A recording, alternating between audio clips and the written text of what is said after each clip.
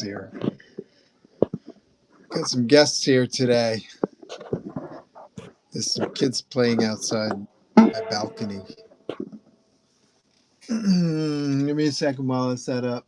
Thank you.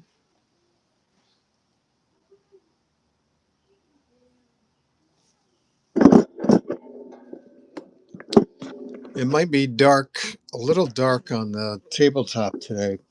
Because yesterday my phone overheated. It's connected to an armature which has the spot lamp on it, and I guess the lamp gets hot and heats up my phone now. So that's a new thing.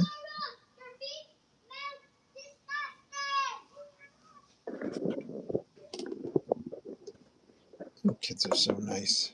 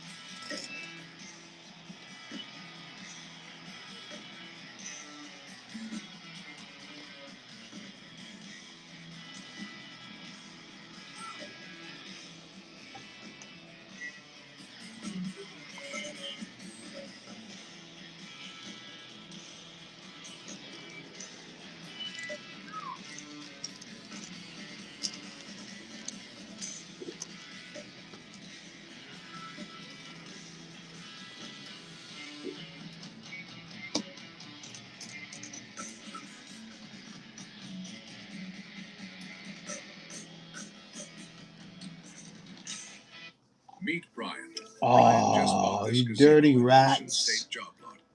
With your commercials.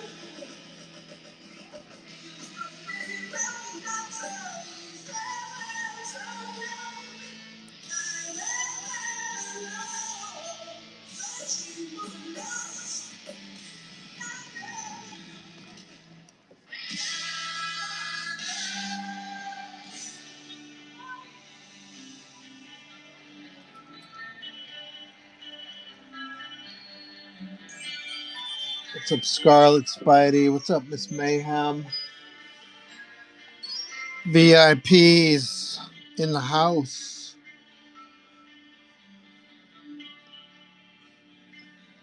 I'm going to turn this light on and see what happens. It's so much better. I like light, but it might overheat my phone again.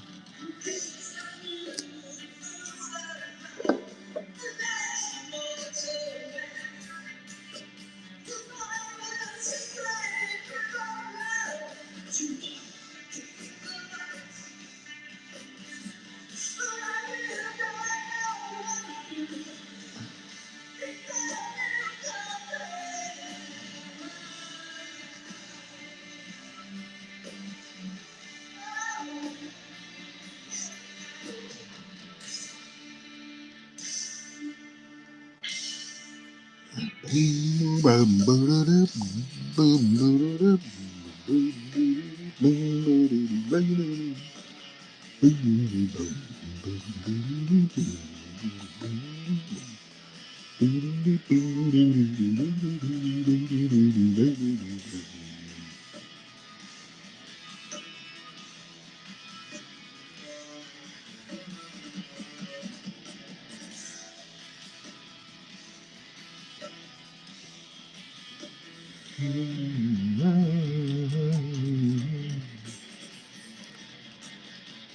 bop, bop, bop, bop, bop.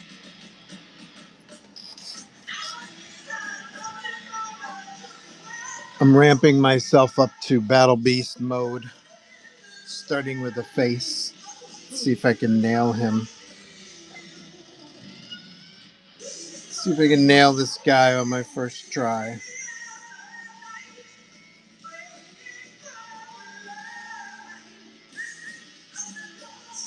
Xanadu. Angel in the house. Joe's gonna fry his phone again with the light. Isn't that fun? How long have I been working with this lamp? And then suddenly, I guess it's the weather outside, maybe? I don't know. 90-degree weather. It wasn't even that warm yesterday. Plus, I had the AC on.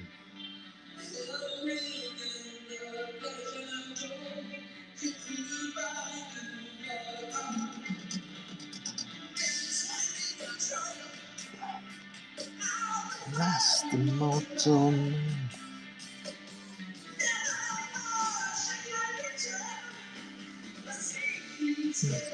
Rice.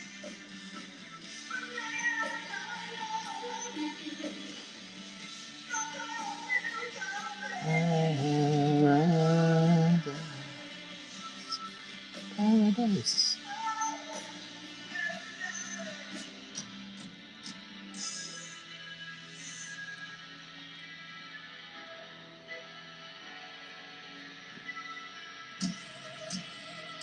Let's play Fry Your Phone here on the Whatnot.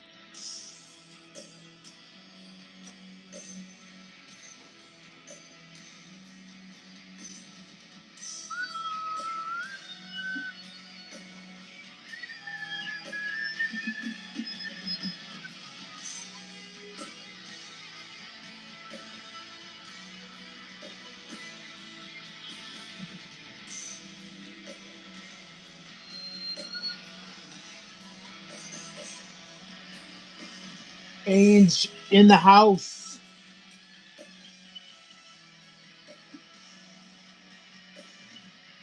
Ainge is laughing at my burned out phone. It's always fun when it happens to somebody else. It's like vomiting. When other people are vomiting, it's hilarious. But when you're vomiting, it's never hilarious.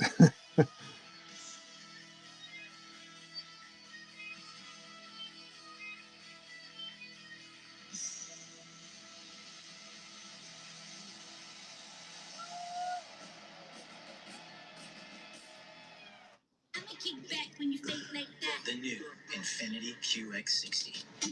True luxury.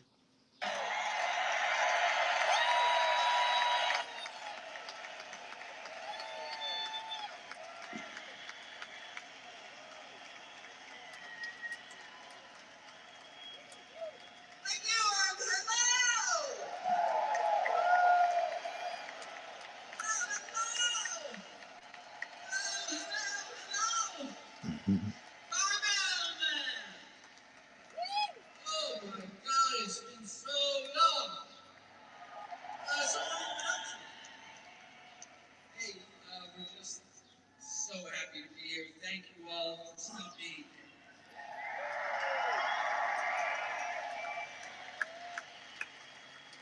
We've got quite an agenda today. A lot of things we'd like to do. We're here to celebrate 50 years of music that was created by this venerable sausage over here, Mr. Alex Sanchez. Myself, of course, and the great Neil Peart. We're here to pay tribute to Neil.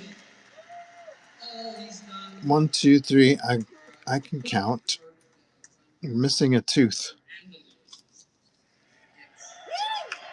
So many things, but we can't do it alone. I'd like to please welcome some help we have here from Miss Annika Niles.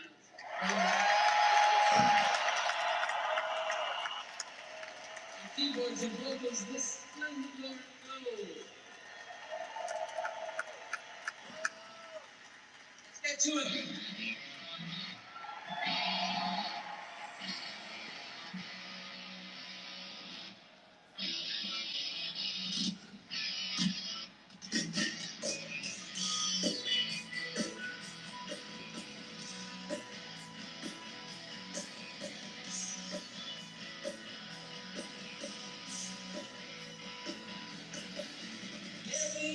Did Rodney keep you guys entertained while my phone burned out and I was waiting for it to cool off?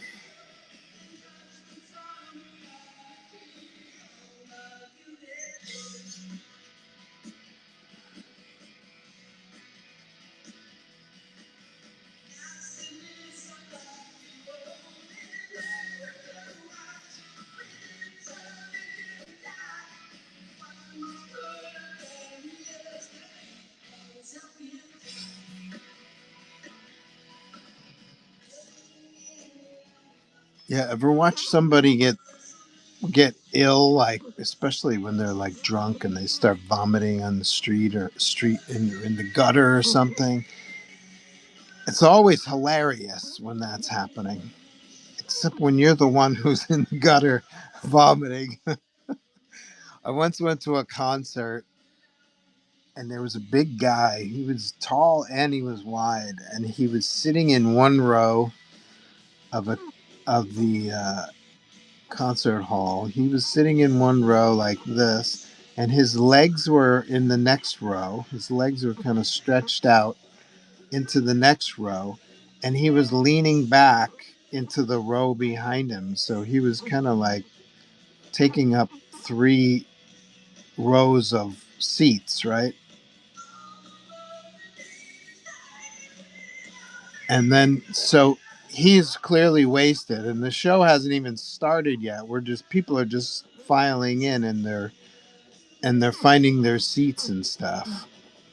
So here's my man. He's kind of sitting in one chair and he's arched backwards so his head is into the next row, and he's got his legs across the row in front of him, and he starts vomiting. He starts vomiting, and it was like a fountain. It was like it was almost like that Stand by Me scene, because it was like purplish red, and he starts vomiting, and it was like he was like a fountain, and and it goes up in the air, and of course it comes down on his body, and it was hilarious to watch. And then some dude comes over after the fountain has stopped and he's kind of passed out. Some dude comes over and he's like, yo man, you all right? And he kind of comes over. He starts rifling through his jacket pockets. I thought that was hilarious. Except if you're this guy, it's not so funny.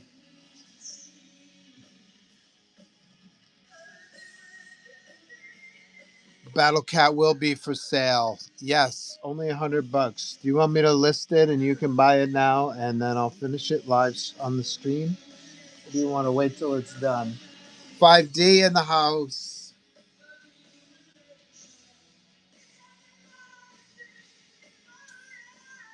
Mayhem said he did. And then I can't make out the symbols. Are you celebrating? Miss Mayhem said, I'm sure it will be.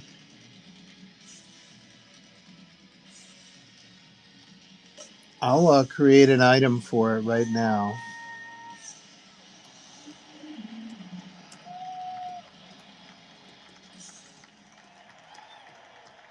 Pleasure doing business with you, Mr. Henderson. Oh, you're so nasty today, YouTube, with your terrible commercials. Nasty YouTube.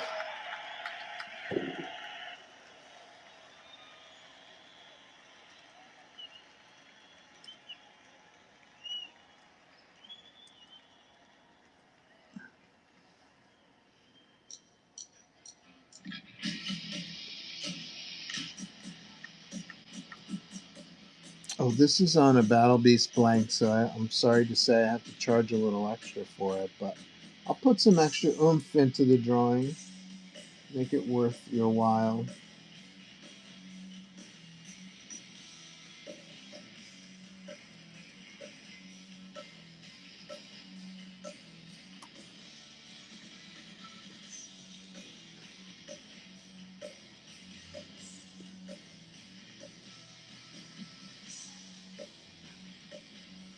Something happened. Well, I tried to add it and it didn't seem to work out. So give me a second. I'll do that again.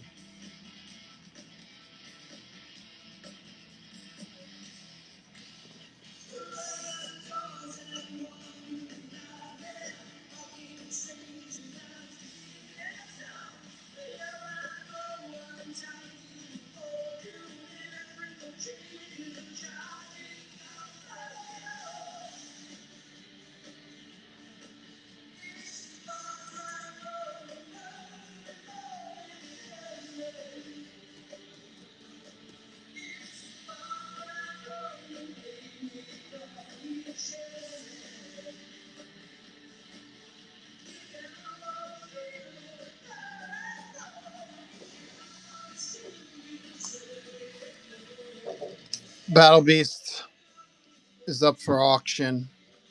I'll be working on it till it's finished today. So you can feel free to buy in advance. This is my, I'm going to, pretty sure this is my very first Battle Beast. So that's one thing that has some value, I suppose. My very first it's certainly my first Battle Beast blank because I've never had a Battle Beast blank.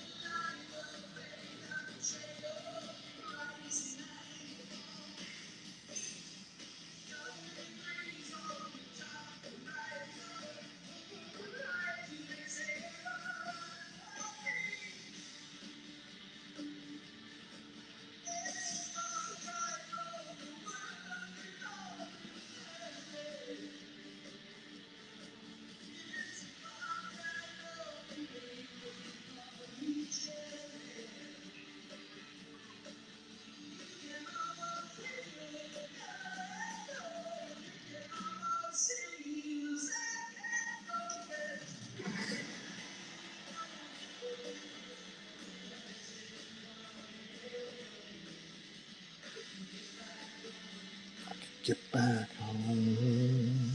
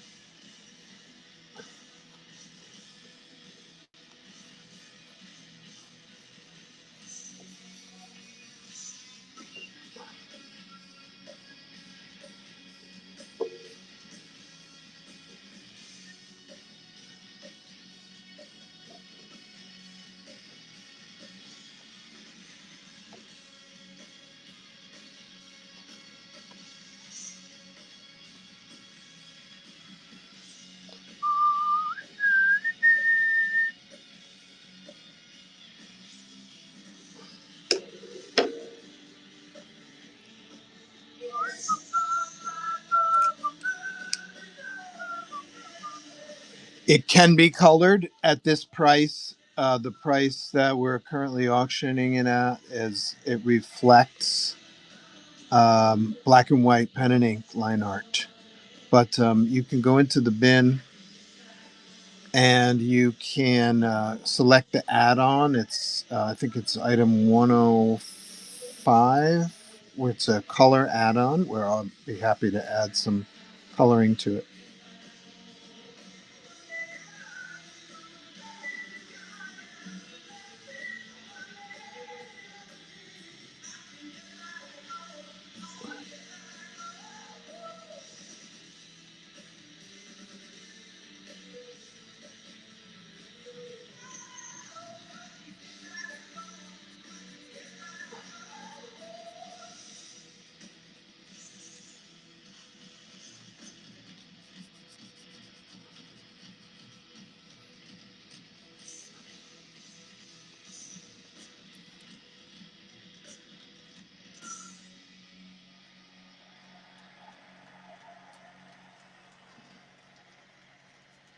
It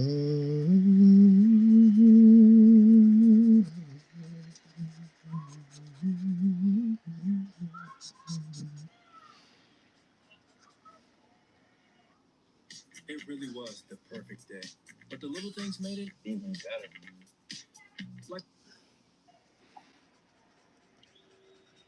okay, how much is YouTube without commercials? Because I might spring for that.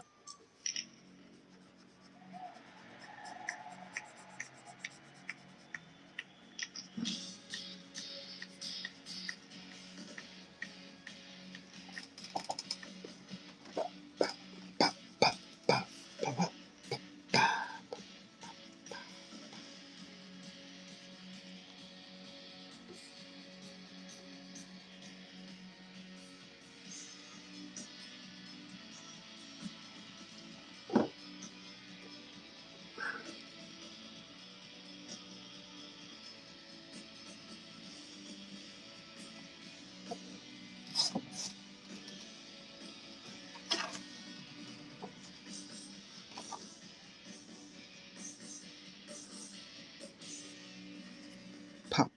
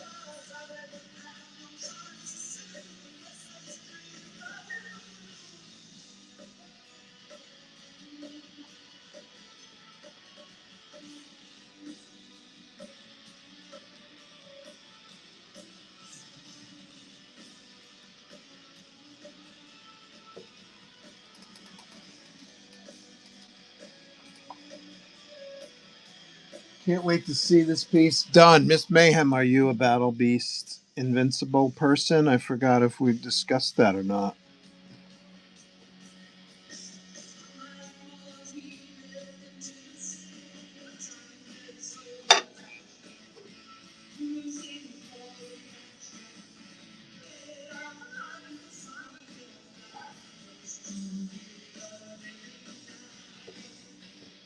I sh-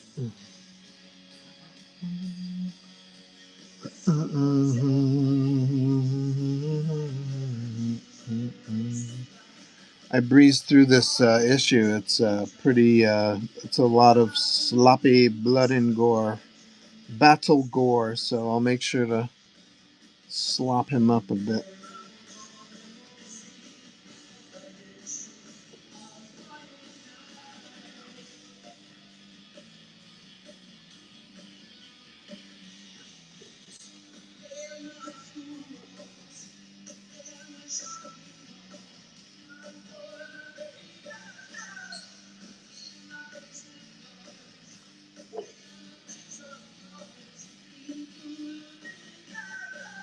Come on, baby.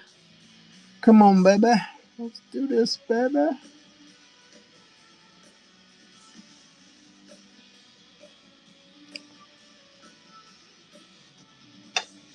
I like to lay in the big, heavy shadows early. Actually, I should have erased. I should have erased my pencils first. Then I would usually lay in the black, heavy shadows early. So I'm doing this a little different than I usually do.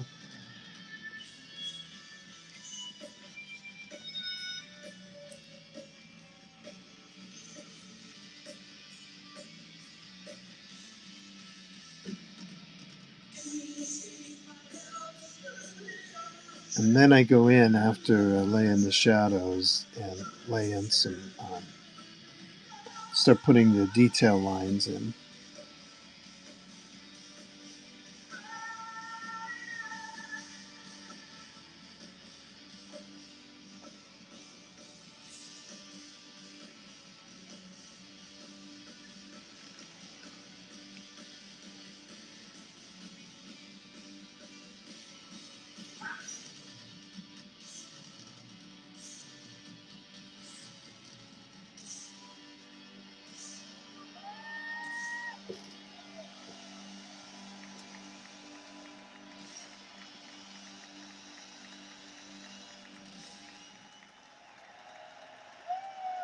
Nice.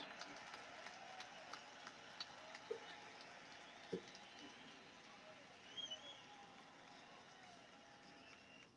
probability of me understanding this is 0. You should AI that with Copilot. Explain it to me like I'm. Thank you so much.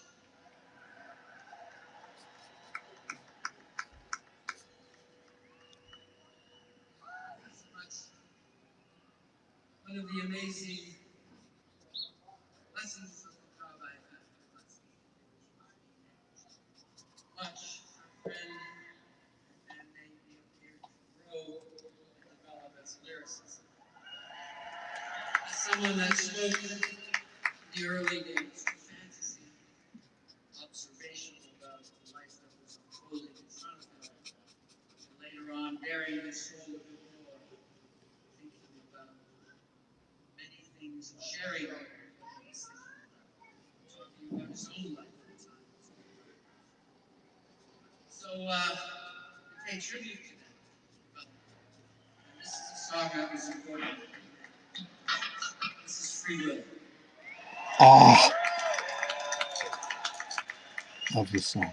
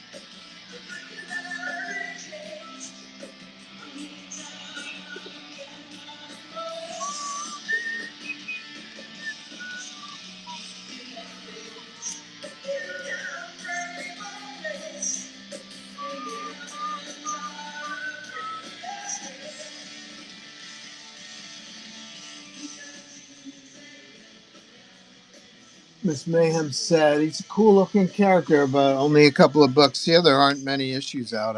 What is he up to? Number 7. I'm sure he appeared in Invincible a few times, but I didn't read a lot. I read like the first 3 or 4 trades of Invincible, and then I kind of got distracted by other things. So I don't remember much Battle Beast. I remember a guy named, I think his name was Alan, the alien. I remember him.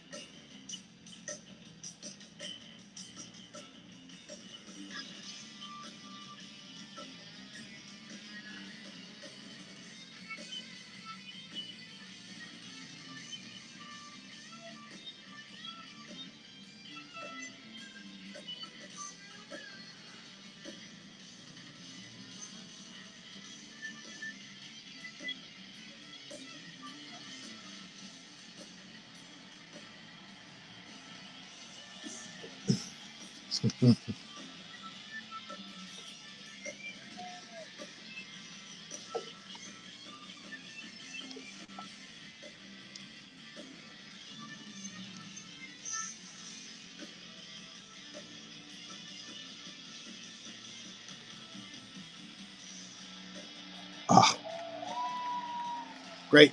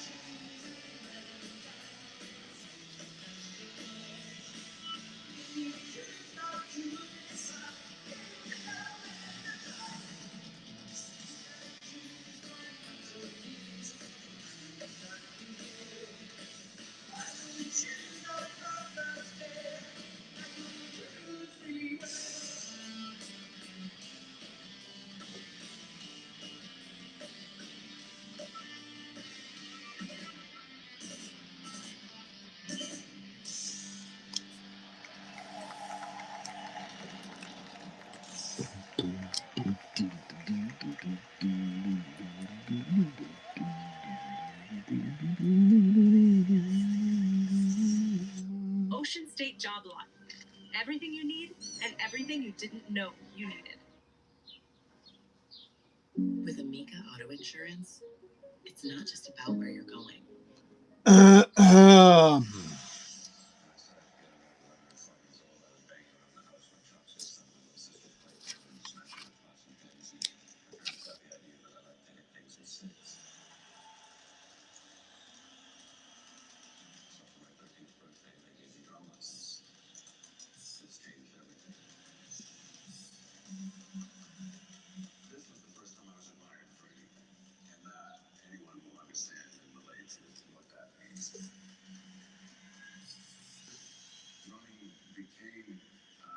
how about a slash across his nose? Can we do that?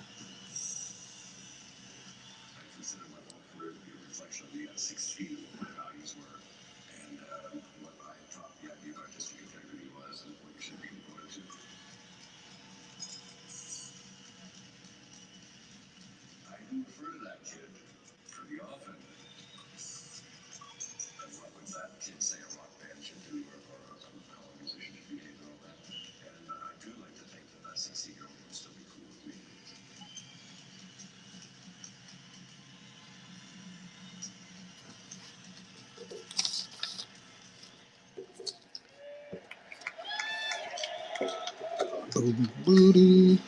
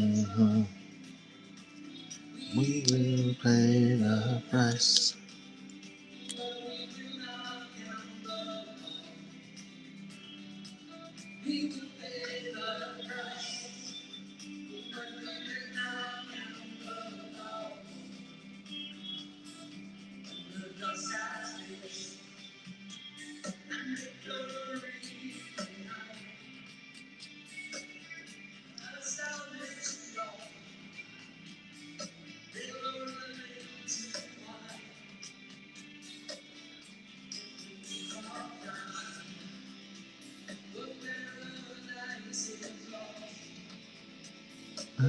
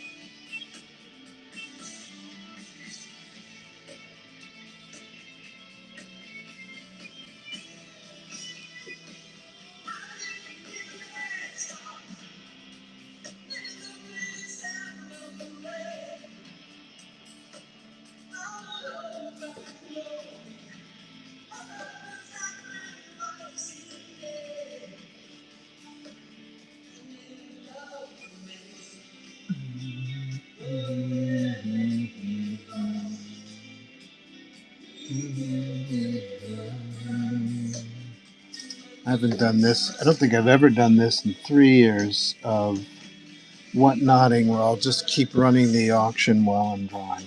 Maybe I'll try that today.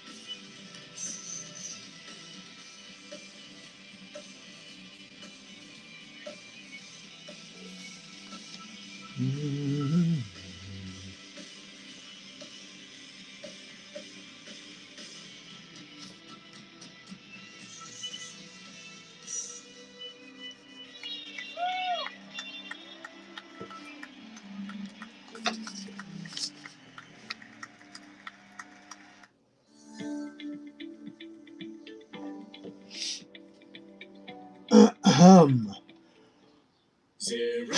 Ahem. Ahem.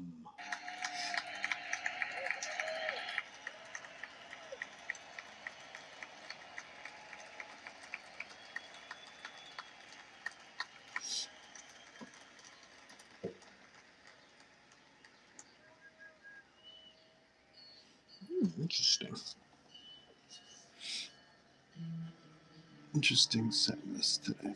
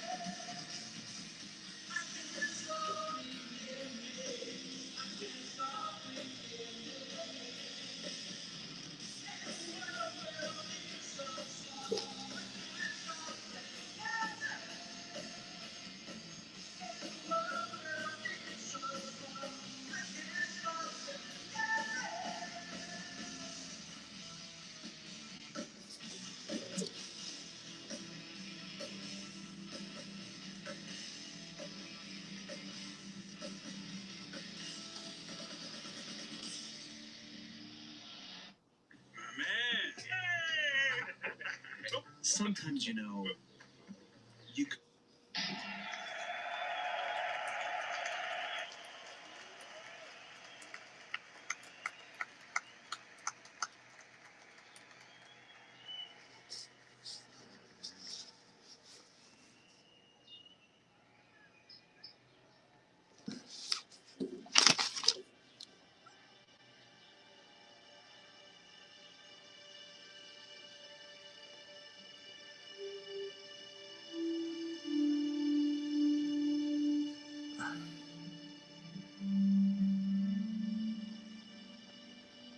Headshots are a nice way to start your drawing day because there's not a lot of perspective to work out and stuff like that. You can just nail down the expression, and you're halfway there.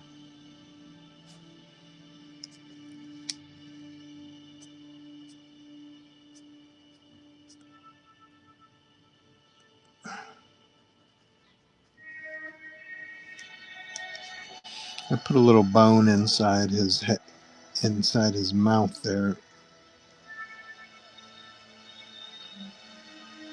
You know, he likes to feast on his.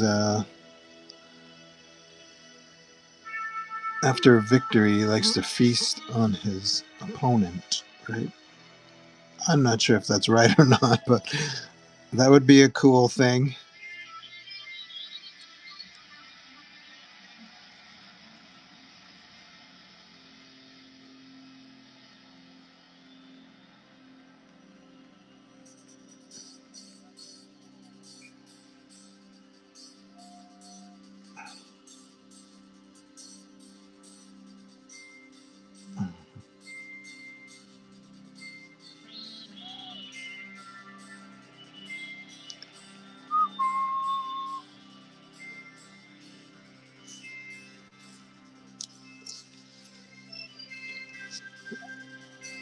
Let's launch the auction one more time. I've never done this before, so we'll just keep pumping out that auction until it sells.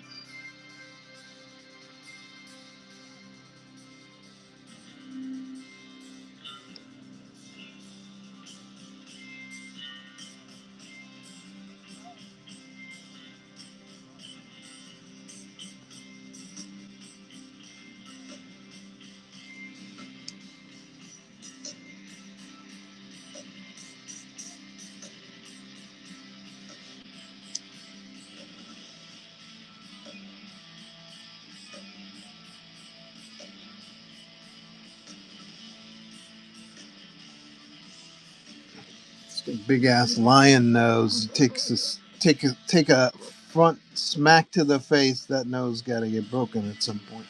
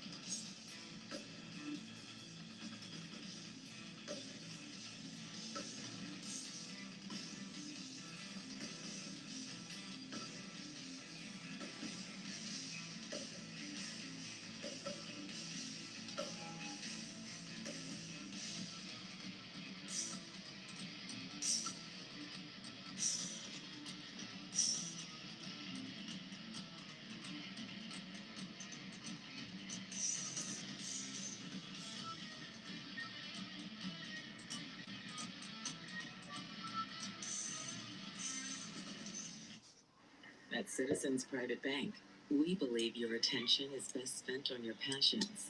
Amazing.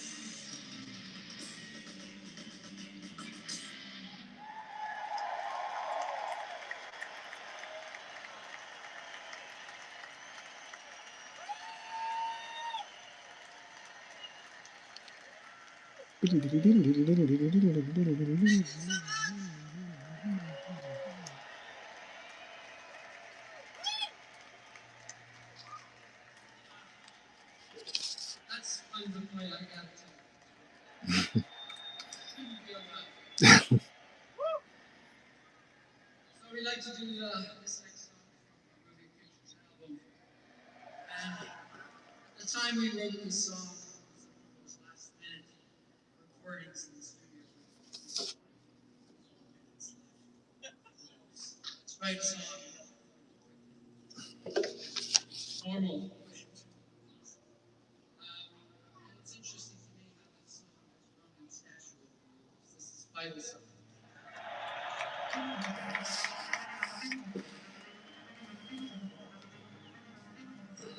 Chills.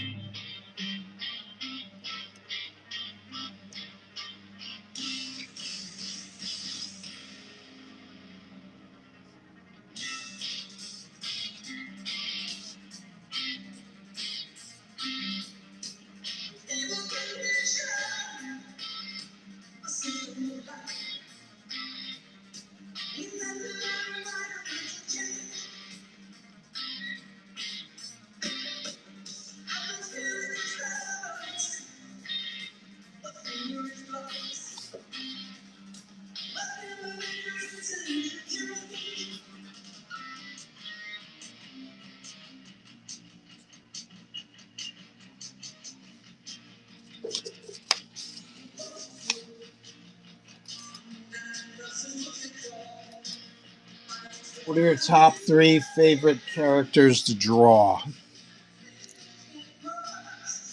Besides, I'm guessing you mean besides my own characters that I've created. I would say Spider Man because I always wanted to draw Spider Man ever since I was a child. Probably Captain America again because he's a childhood favorite.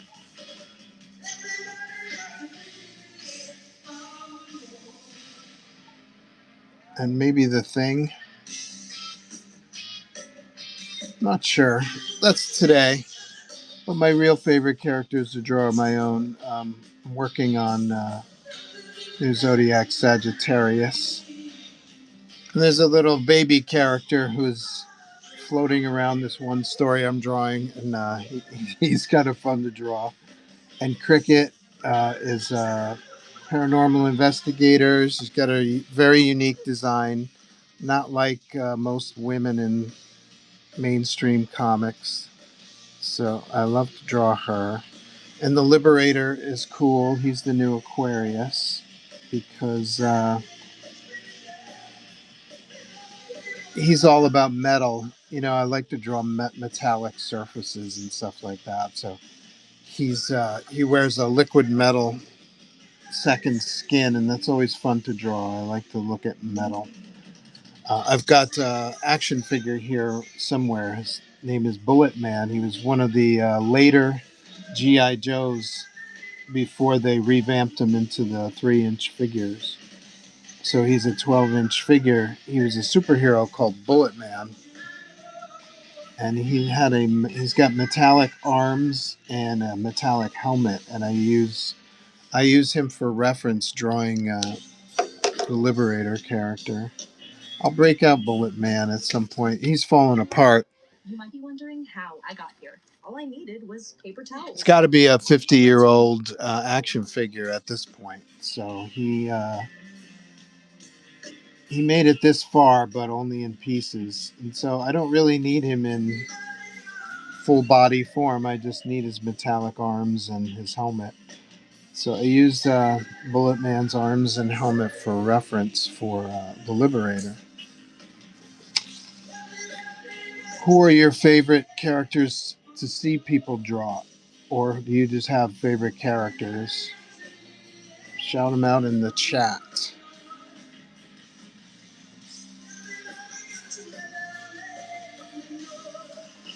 That's really cool. It is cool. You can check out the new Zodiacs comics in the bin. They're butt cheap. $10 a piece. We do have some variant editions and some good deals on variants sets if you want to buy the whole set, including all the variants. But I'm also a writer, so I like to draw characters that I've written the stories for. Yesterday we were talking about the sequel to Tooth and Claw. We were going to call it Tooth and Claw because you know how they're doing Hush. They do Batman Hush. It's written like this. This is not even readable as Hush, but okay. So I think this is more readable as Tooth and Claw. So we were going to do the sequel. We were talking about the sequel in the chat yesterday. Sequel to Tooth and Claw and call it Tooth and Claw. Get it? The chat is humorous sometimes. We get a kick out of each other. So I was thinking of writing the story and doing something like John Byrne did with his X-Men comics that he was making on his website. It was just an idea. I was just started batting around yesterday.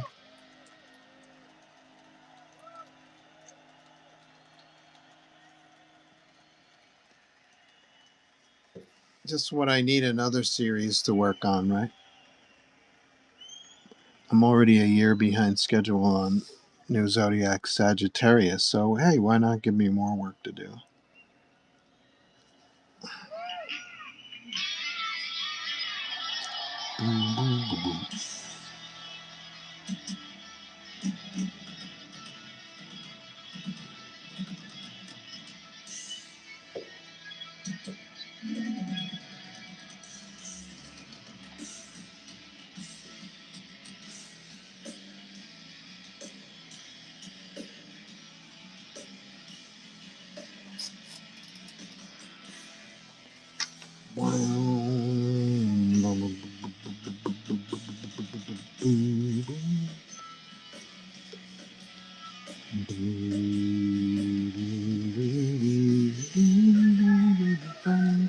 I love this guy's braids. Like, I think this is a real original idea.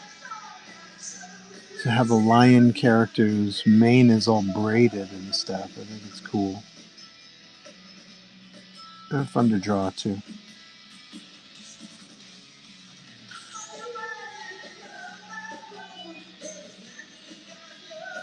Did Ryan Otley create or co-create Battle Beast? Or did he appear in an early issue that Cory Walker worked on? Anybody know? You whatnot whippersnappers are hip to Invincible storylines, right? Probably seen the cartoon.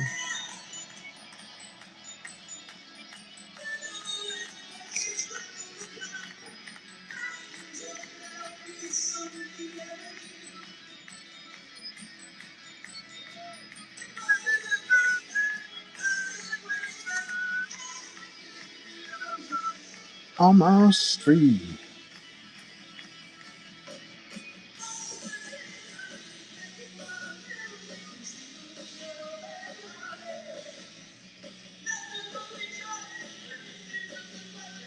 Honesty, yeah, honesty. In the music.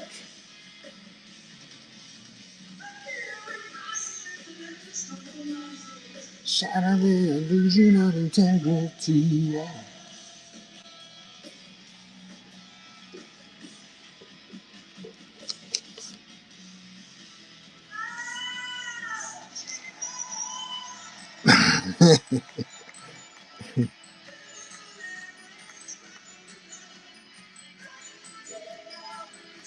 The energy.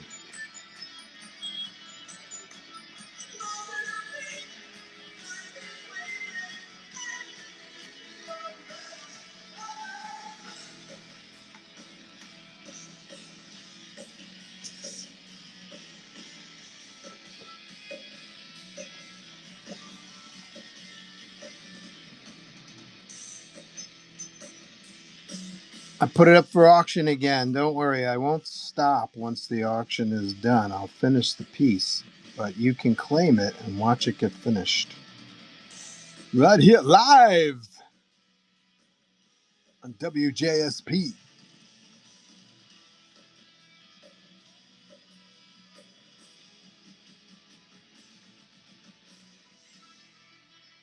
Boom, boom, boom, boom.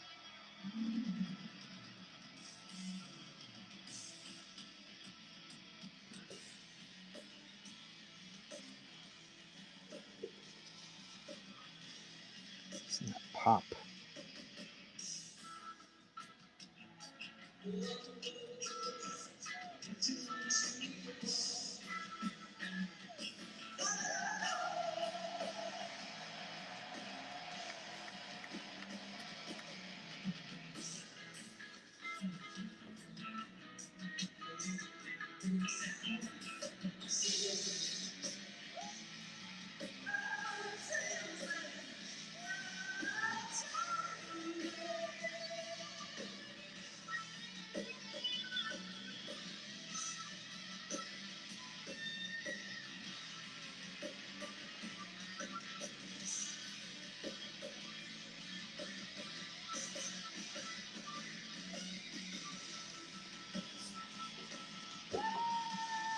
Pop, pop, pop, pop.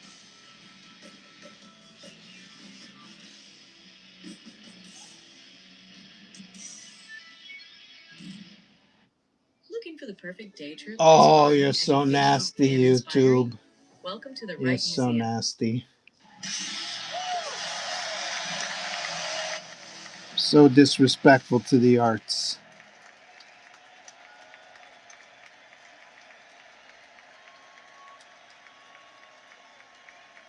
Thank you so much. You know, these young singers, they need a.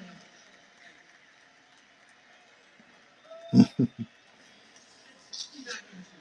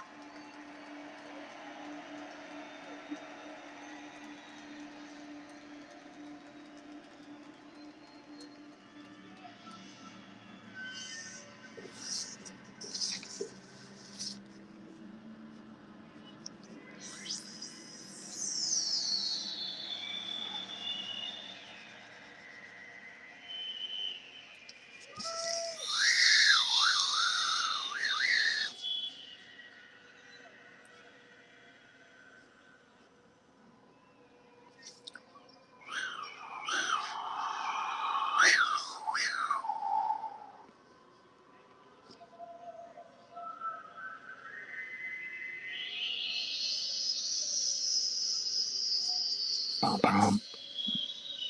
Ba, ba, ba. Bum, bum. Ba, ba, ba. Ba, ba, ba. My external hard drive got backed up. I'm so happy. I gotta go pick it up.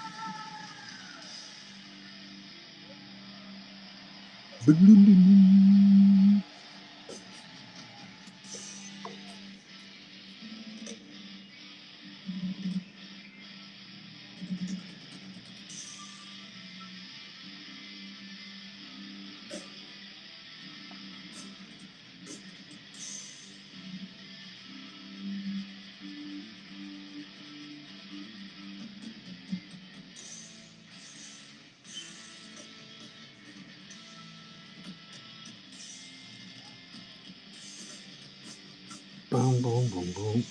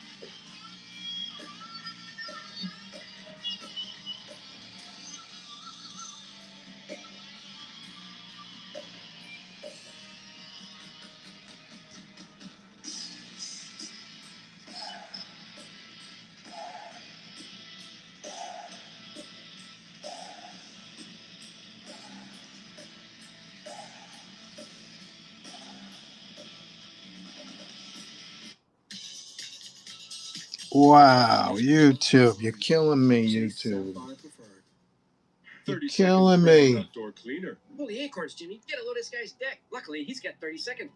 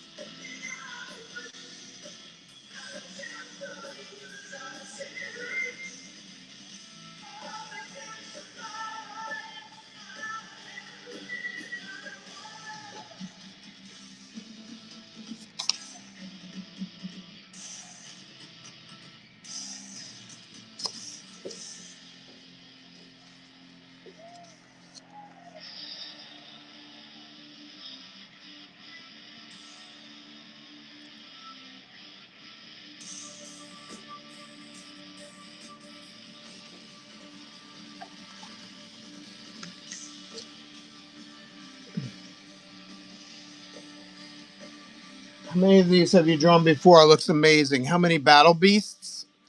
I believe this is my first one. I may have done a sketch like in somebody's sketchbook or something like that in the past, but this is my first official Battle Beast sketch on a Battle Beast blank.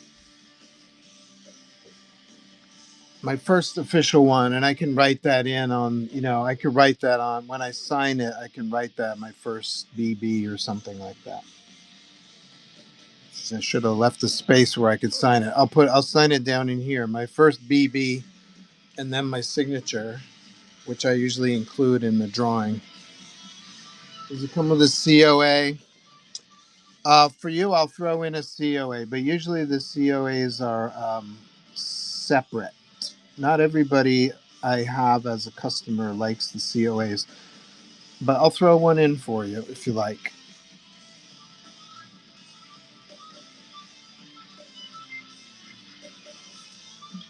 Because you asked so many cool questions, important questions.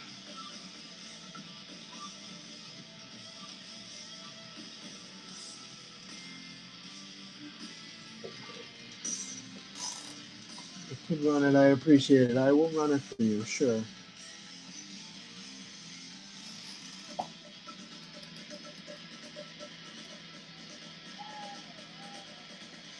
do 30 seconds. Here we go.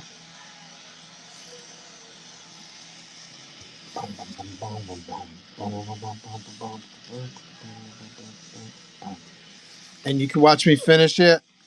I'm still about 25 minutes away, I'd say. I got to work the braids, maybe a half hour, maybe more if you guys get me talking. But I will finish it right here on the stream. Absolutely. Thank you, Michael. I believe that's your first purchase with me, right? Welcome to the stream. I appreciate it. You could have done better. Same goes for where you invest. Level up and invest smarter with Schwab. There is a color option if you scroll to my bin and you find item 102. That's what I call a full color add-on. It's an add-on where you've paid for a black and white piece and you request additional color. It's item 102 in the bin if that's something you're interested in as well.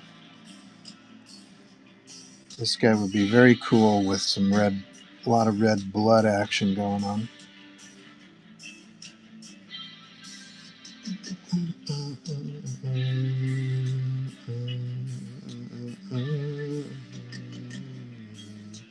No pressure either way, whatever works for you.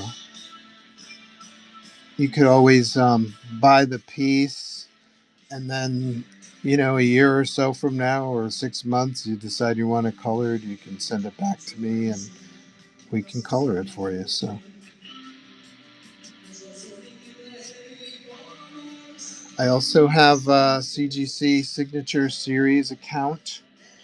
Comes with a special label. That's something we would have to do outside of Whatnot because Whatnot is kind of time sensitive. So what you would do is message me at my email address, joe at astronaut inc, astronaut spaceman inc, like the drawingliquid.com, and let me know you want a CGC account. And what I'll do is I'll ask you to PayPal me $85, and then I will send you something to satisfy the Whatnot requirements. I usually send one of my new Zodiac stickers. And that way I can send off the actual piece you bought to CGC to be graded. Just another option.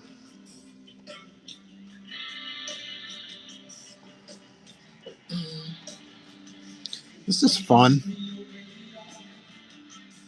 I'm kind of beating him up a little bit as I go along.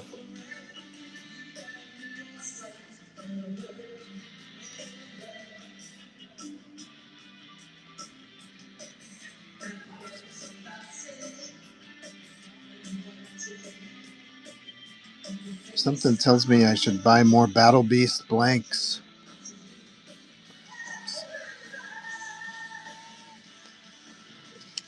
My buddy Rod, he's got to get in touch with me and let me know who his blank dealer is. I'll have to send him a text.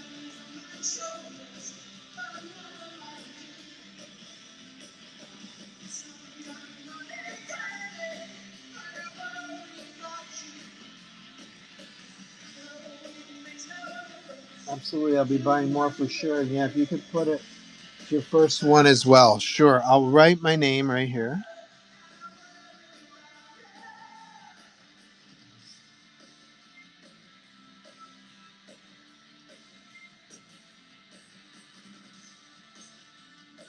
I usually include my signature in the drawing. But if you would like a separate, like an autograph across the top or something like that, let me know, and I can do that as well. And we'll fill out your COA after this is done. Don't let me forget. I'll show you the COA, and we'll fill it out together.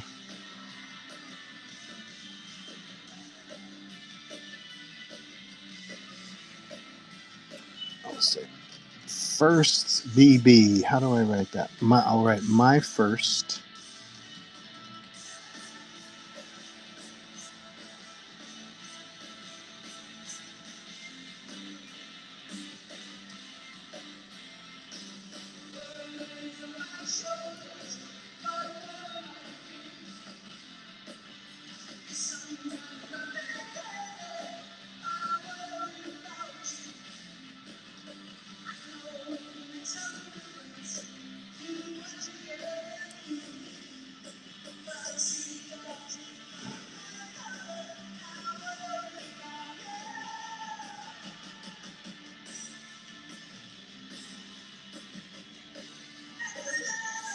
Awesome. Really appreciate it. No worries. And you can go on YouTube, my YouTube channel, which is Joe St. Pierre Art, and you can see this getting done. Like if you want to watch it getting drawn one more time, or repeated viewings, or share with your friends, or if you somehow need proof that I drew it, you can send them to the YouTube page. Thank you so much. Welcome to the second half. He's got little bits of animal flesh or victim flesh in his teeth, of course. People from Chicago. I love Chicago. That's one of my favorite places.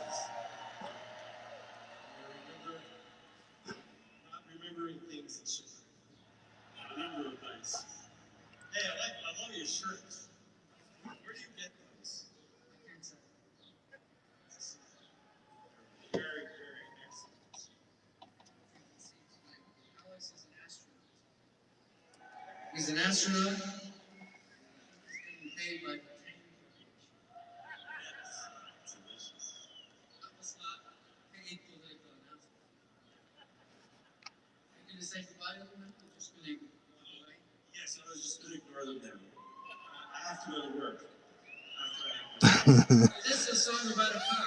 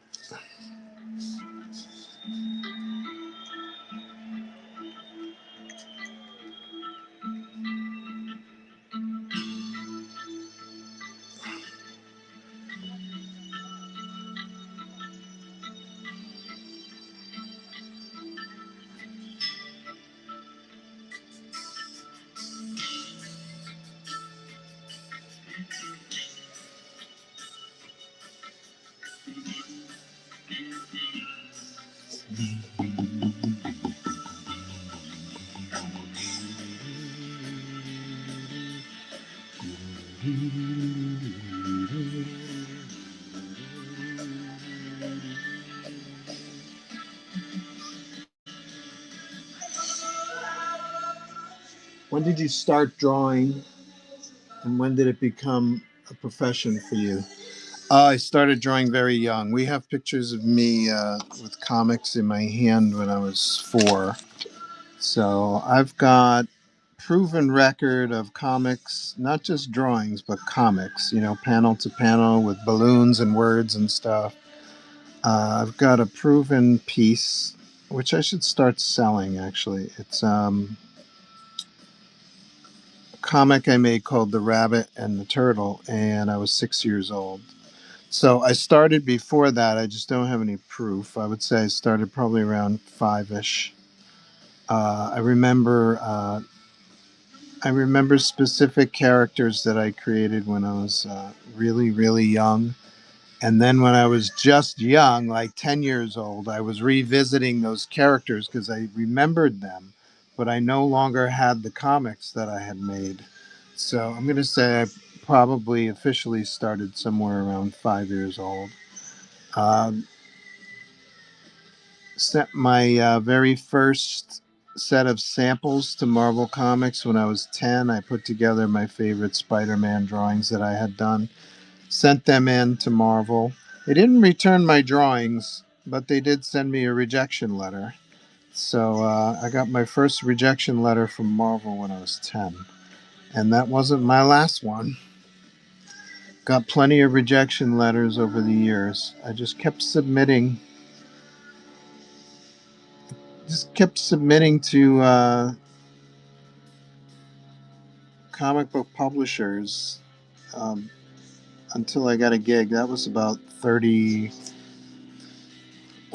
Where are we? 2026. So I'd say 92 is, I think, my first comic book gig. Not my first commercial art gig, but my first comic book gig was 92. So I'm at this almost 34 years. My first day on the job was Columbus Day. My first day on a lot of jobs was a holiday, actually. It's weird how that works. There are no holidays for artists. My first day at MTV, I think, was also Columbus Day. Um, and then I got a gig. I got another commercial art gig. I was working on Thanksgiving to finish the job. So for some reason, there's a lot of holiday, a lot of holidays spent drawing shit for clients. Let's see. So been I guess 34 years now since I've been a pro, i.e., someone paid me to do this drawing. But always been drawing my own characters since I was a child. So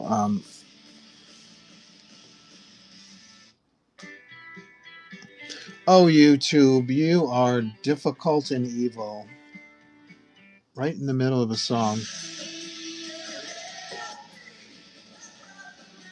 Are you an artist as well, Michael?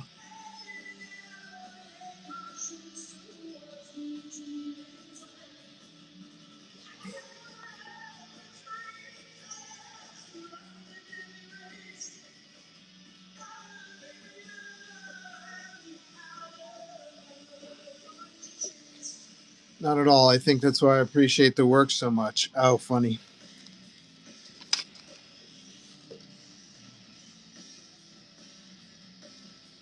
Well, spend your entire life drawing, doing something. I hope you should be good at it, I think.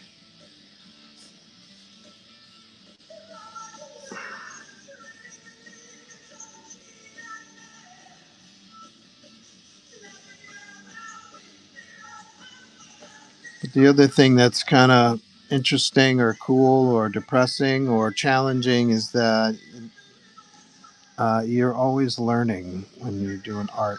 So it's always something that you walk away from the table with you've tried, or a technique that you've tried, or observation you've made about a certain piece of anatomy or something, or a design or a shot, choice of angle for a certain panel. These things, that's what keeps me going.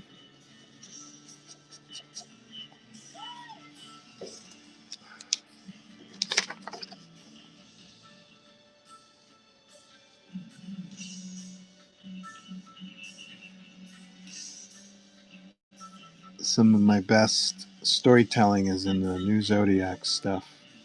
Most people know me from my Marvel work. I also worked at DC and Image and Boom and IDW. I did a Transformers gig at IDW.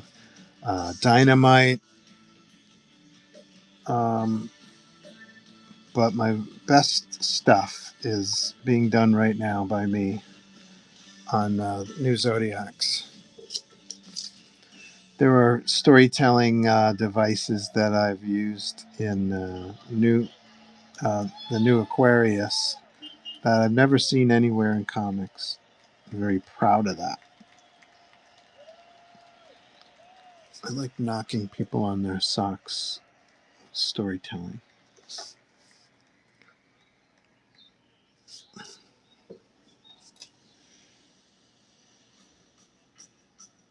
Boom, boom, boom, boom.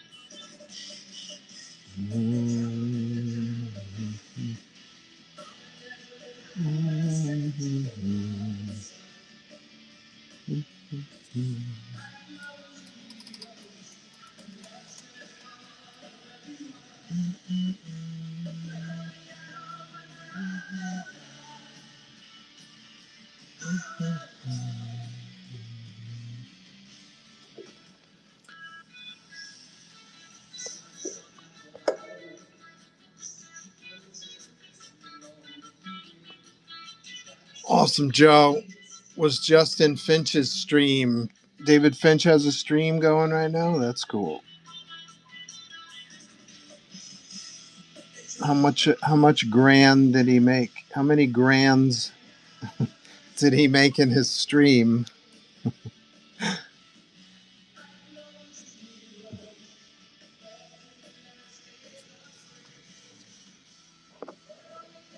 Ramona said acid out kitty. Acid says ooh. Ramona says ha to acid.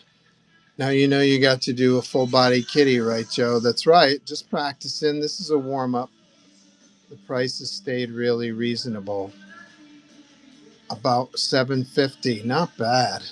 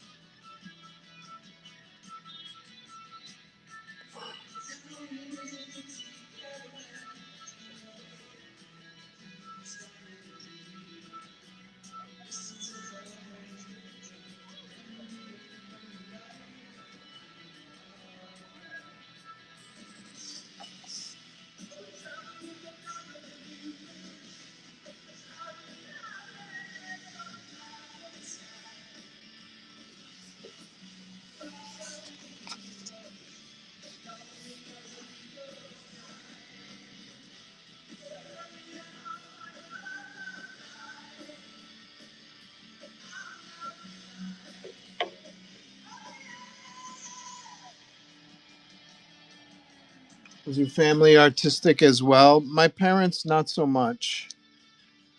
My father worked in a paper mill, though. So when you're a budding, aspiring comic book guy who likes to draw, that came in very handy.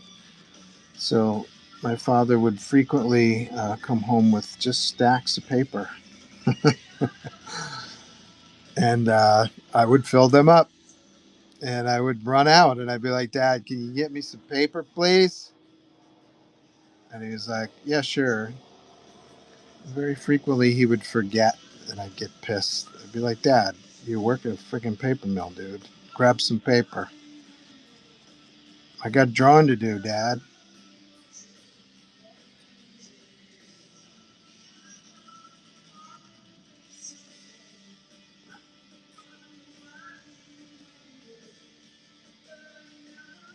When I was 10 years old, I started my own comic book company. I just sat down with 3 scraps of paper. Want to see them? I'll show you. Because I have them on my wall framed. Hold on.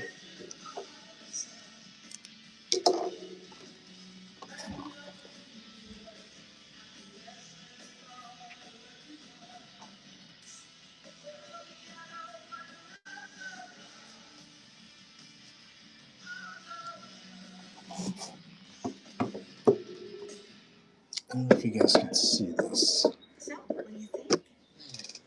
Oh, YouTube and your commercials. Why don't you go jump in a lake?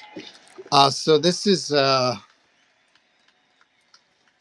one day I'm sitting in our living room on the floor at the coffee table in the summertime, and I just grabbed 2 pieces of paper, and I said, I'm going to start my own comic book company like Marvel Comics. And I started here, and I went all the way down here. You can kind of see what's happening. I'm not thinking, I'm just creating. So I'm squeezing characters in where I can. By the time I get from the top left, by the time I get to the bottom right, things are getting really, really crowded. And so I came up with this guy down here. And I was like, I like this guy so much. I like where this guy is going, but I got no room. So I grabbed another piece of paper and I drew this guy. So he's half shark, half dog. His name is Jaws. And this guy was fearless. This 10-year-old kid was fearless. And so I frame these pieces and I hang them on my walls. Whenever I'm having a shitty day or the drawing's not coming out, I look at this framed piece and I go, be like this guy. And I would say that to all of you guys. Be fearless. I was 10 years old when I drew that.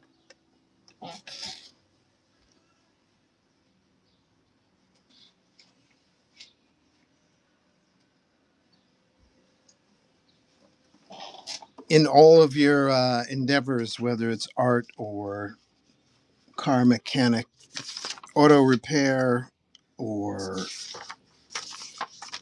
I don't know, electricians, plumbing,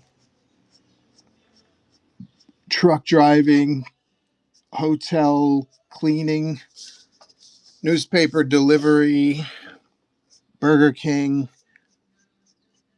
waitress or attendant, be fearless. Don't take any shit.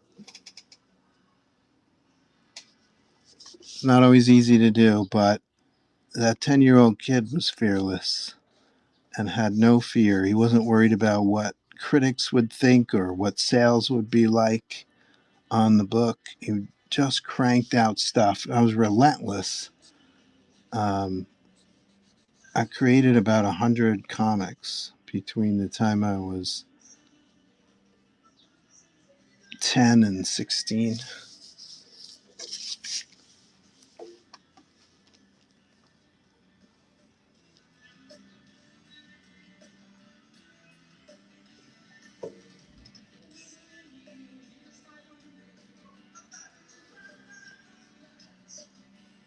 That's so cool, says Michael. Ramona says, so good.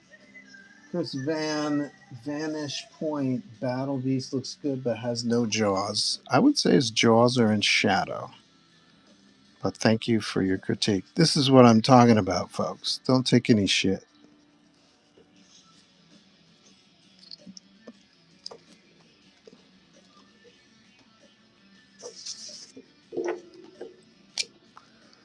Be a lot of people. I've had a lot of editors, a lot of teachers, a lot of people that have told me, oh, you don't have what it takes.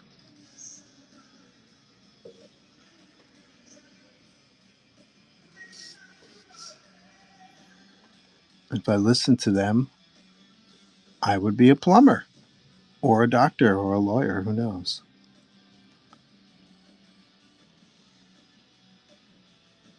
I had a guidance counselor in high school who told me to join the army because art was too competitive. Maybe he meant well. I don't know. But I personally never spoke to him again.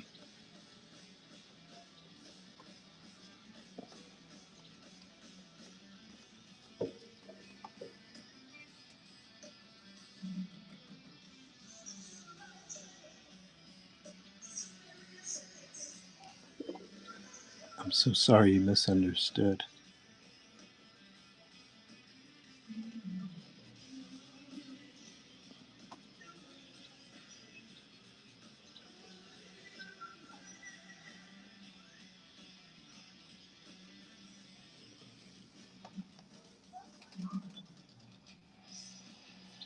He just sometimes reads it wrong. I don't know how to read that. Maybe you can be more clear.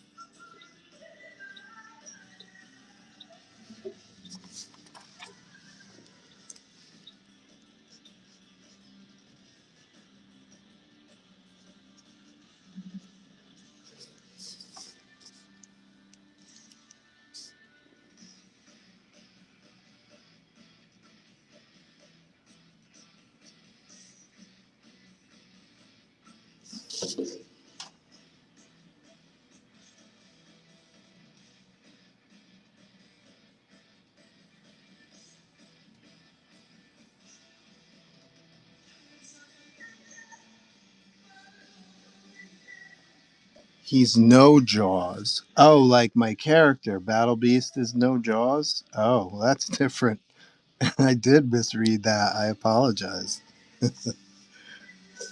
I thought it said he has no Jaws, but I agree. But Jaws is one of my most favorite characters that I've created. He actually appears in a pitch. I have a pitch that's going out to publishers that's getting no traction, called the Marslings, and this is completely wrong color palette. I guess I ran out of red ink or something. It printed completely wrong, but there's Jaws. So just to show you that he still lives in my brain, and my brain still seeks out a vehicle for him after 50 plus years of creation.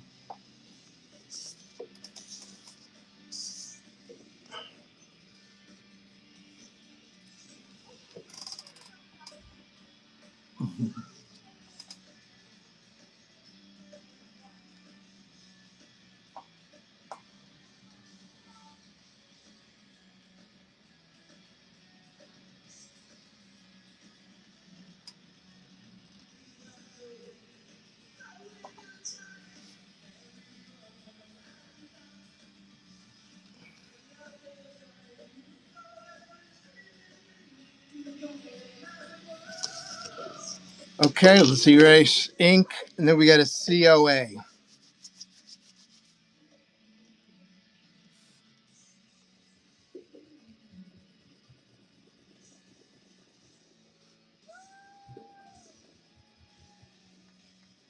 I usually do this much earlier in the process because the eraser tends to pull the ink up off the paper. But I got carried away. I was throwing in black shadows. We'll come in and do another coat. You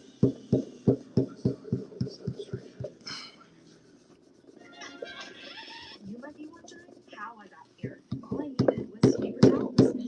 I would be in and out in a couple of minutes. But when my drumming is very much a reflection of my character, the way I am. I like to be well planned. At the same time, I like to be spontaneous. Don't be spontaneous, change. When did the Battle Beast run? I actually ran the Battle Beast. I was trying something different today. I was running the Battle Beast multiple times while I was drawing it. So I think I ran it about 6 or 7 times. And Michael came in. I think Michael needed to see more. He needed to see it more completed before he pulled the trigger.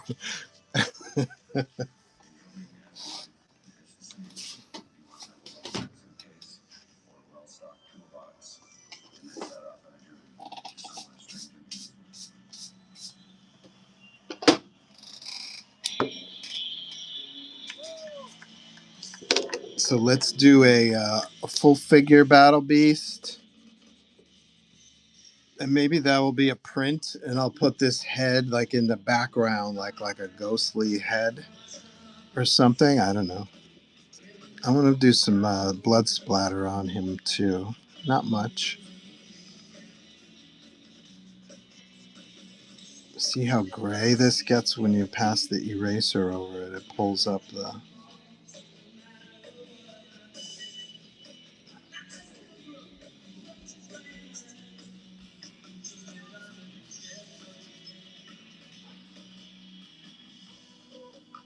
pulls the ink up off the paper.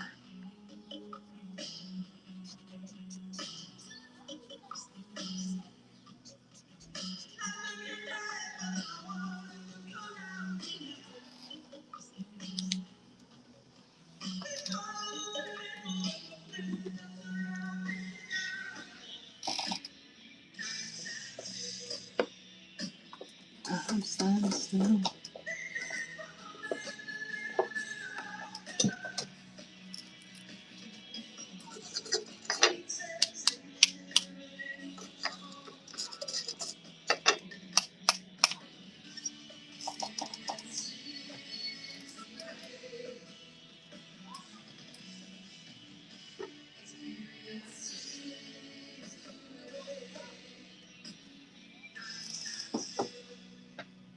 Time stands still.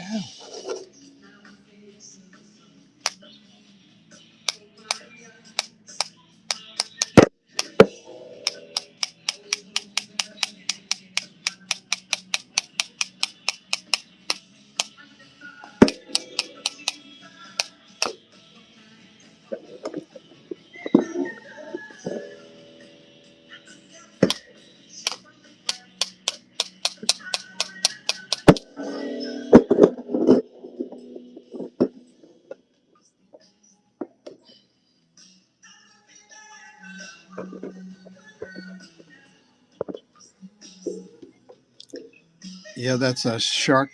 Well, sharks don't have bones, do they? They're made out of. Their skeletons are cartilage, so it's a cartilage bone.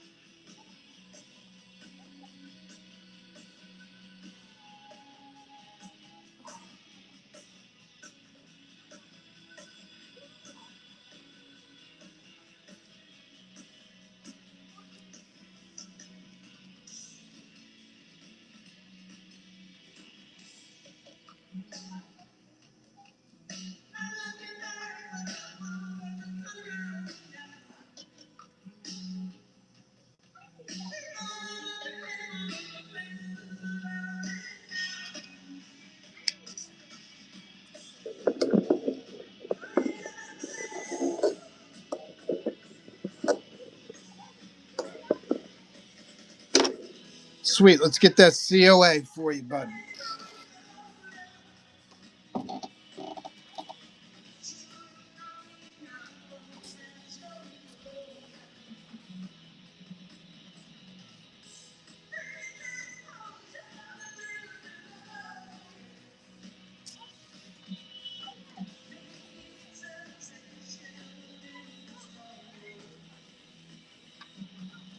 Cool thing about that I like about my COAs that I don't see anybody else has is I have a company. Astronaut Inc. is my publishing company. So when you file registration for your LLC, you get a company seal. So this particular COA has a company seal. It's not reproducible unless you fraudulently misrepresent yourself as an Astronaut Inc. CEO and request a company seal from the various people that make them.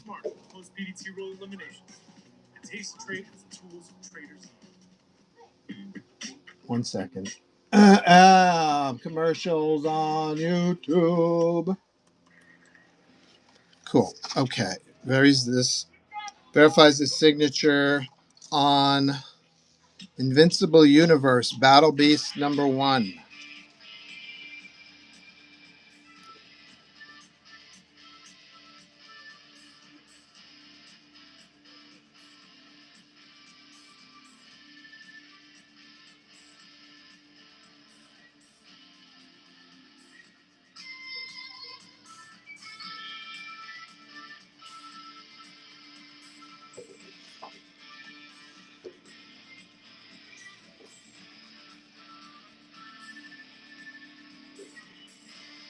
1 second.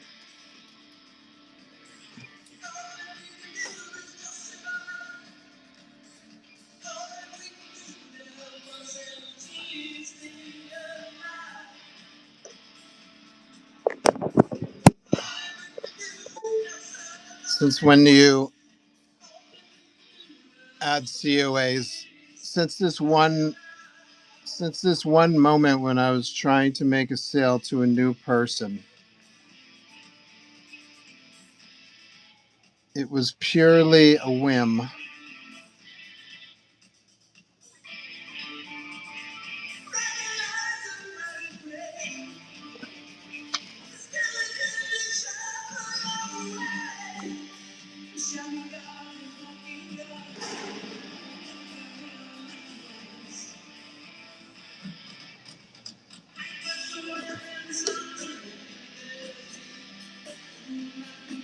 But I did start, what's the year? 2026. I did start giving top loaders to my, I did start putting my sketch covers in top loaders for no extra charge. There you go. Thank you, Michael.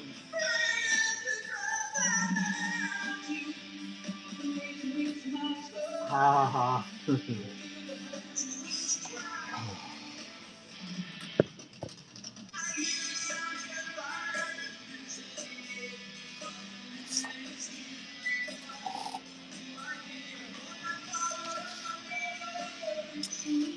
You were telling Ramona, you were telling me about how I should have pre-ordered these, so I felt a little bad about charging $25 extra, which I have to do because I paid $20 for this blank. So this goes in a bag with the board.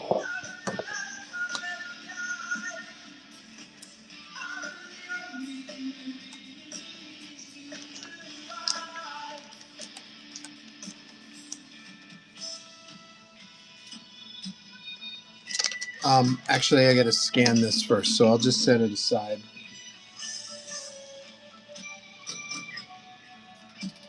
before I put it in the bag. I have to scan it.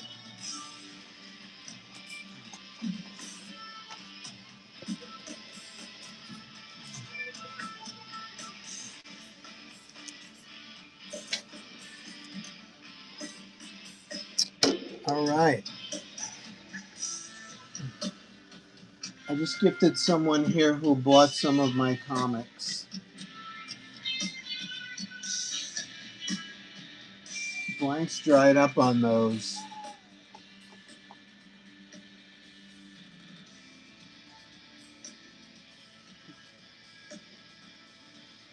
I've got some in acid too. Mine I'll send. Yes, when you want one, send me your copy, and then I won't charge you the extra 25. That's a good idea. Good way to save cash. I just gifted someone here who bought some of my comics, a BB blank. Wow, very kind of you. That's how you do it.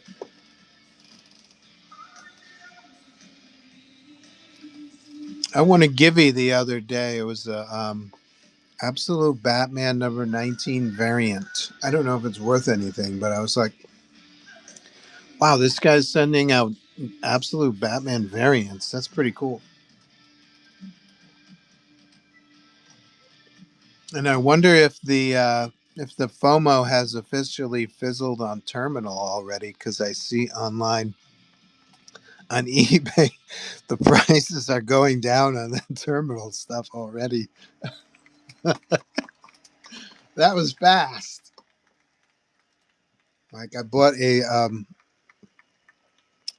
a lot of 10 blind bags here on Whatnot, and I see on eBay there's a lot of 10. Well, I paid 60 for mine, and I see there's a lot of 10 on eBay selling for like $42 with free shipping. My IT team gets pulled into problems all day, and then I get pulled into. So I feel like I got some FOMO going on myself.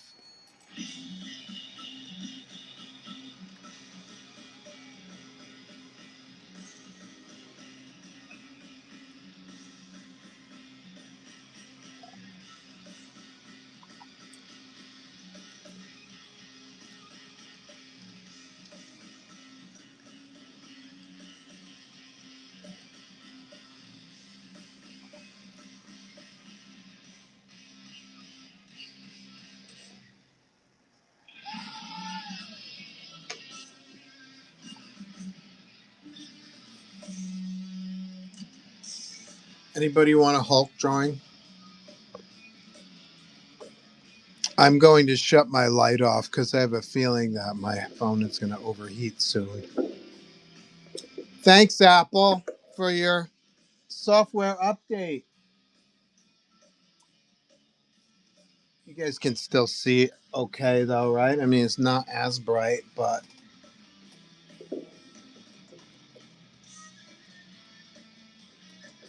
it's not as bright, but it's a little more blue, actually. Doing Prince of the Jeffies. I might do Prince of the Jeffies. Yeah, I'm starting to send out some pieces to be colored to my virtual colorists because I'm still not a good colorist myself on the Clip Studio paint. So I'm thinking this was yesterday's winner. I think I'll start here. That doesn't mean I won't do this one as a print. We'll start here though with yesterday's winner. I got to make some money though because these colorists aren't cheap, and nor should they be.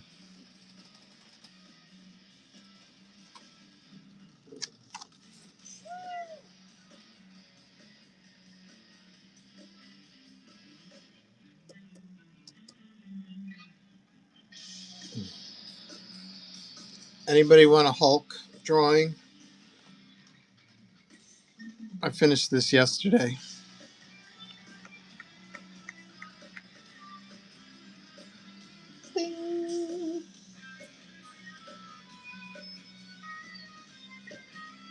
If we make prints of the Jeffies, you get a free one because it's your idea, Ramona.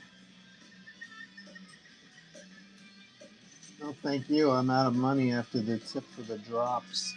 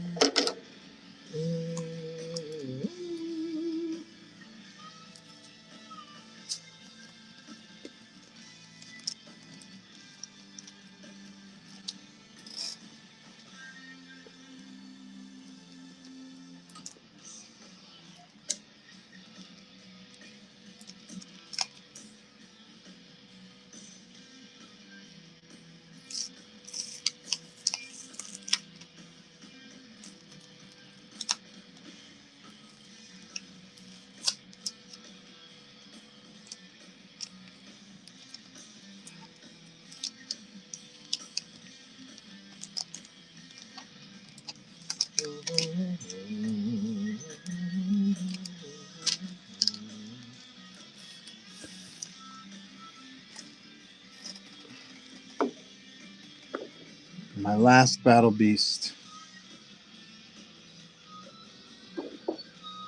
If I were going to do a full figure, what should he be doing? Standing on a hill of skulls?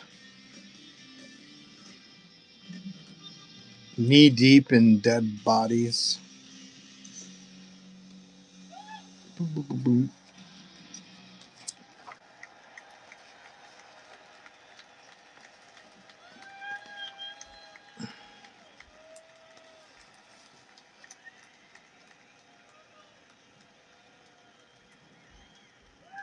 Oh, how old is this book?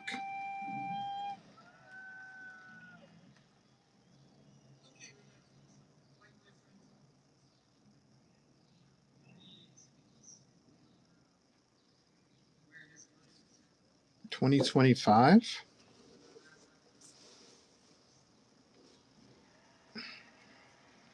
I'm thinking Battle Beast, like remember that Frazetta Conan where he's kind of holding his axe? He's standing on a body or on a whole hill of bodies. I think it's Conan the Destroyer. Let me see if that's what I'm thinking. Hold on.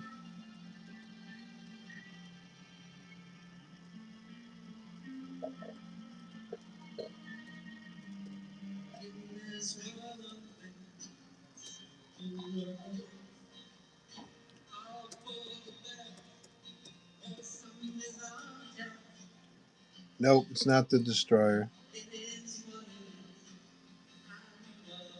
Although that's a cool painting. It's How's it going? First day, so sometimes Next. Try again. You could have done better. Please. Same goes for where you invest.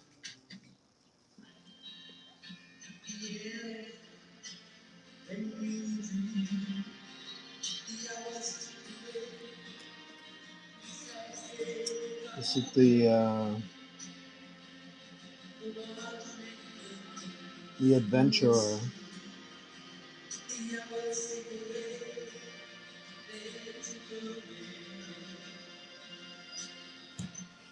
I was like something like this, where the bodies are strewn on the ground below. Um, it's the weird thing about Frazetta pieces, especially online, but in print also. I saw a show in New York which had actual Frazetta, the actual original Frazetta paintings, and I was surprised how large they are. First of all, they're quite large. Must be like at least 5 feet. Some of them 5 by 3, and some of them even bigger.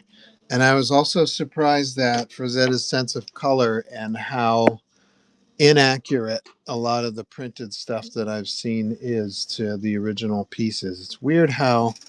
Um, it's weird how the publishing printing technology did not capture his color very well. It's surprising to me, especially when you got somebody like Frazetta, who's kind of a big. He's kind of a big deal. Maybe he wasn't a big deal when he was doing the actual covers, but he's a big deal now, and it'd be cool if there were some printed volumes that were super accurate to the real paintings. I haven't seen many. Battle Beast. He's doing a full body kitty now. Yes, I knew when you were talking about your idea. You could picture it, eh?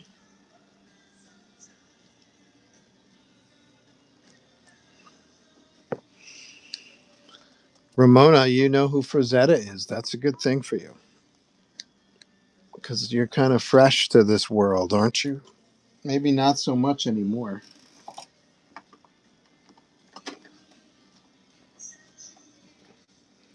Ramona, you're not a whippersnapper anymore. You're too well educated with comics and sci-fi and swords and sorceries.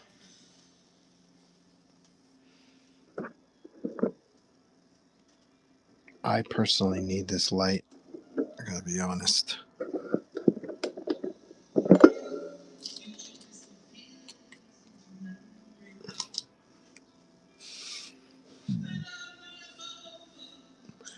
Logo too big.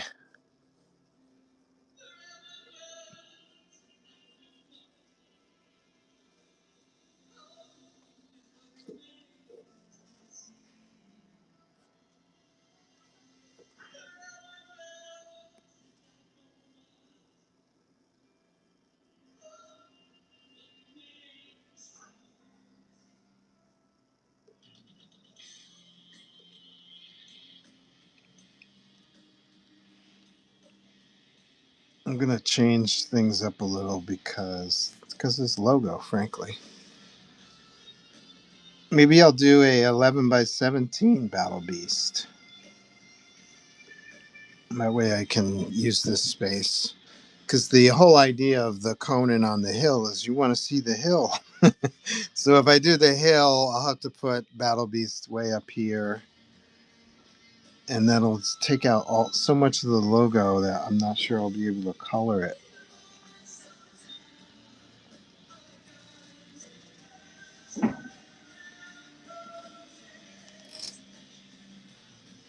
Give me a second.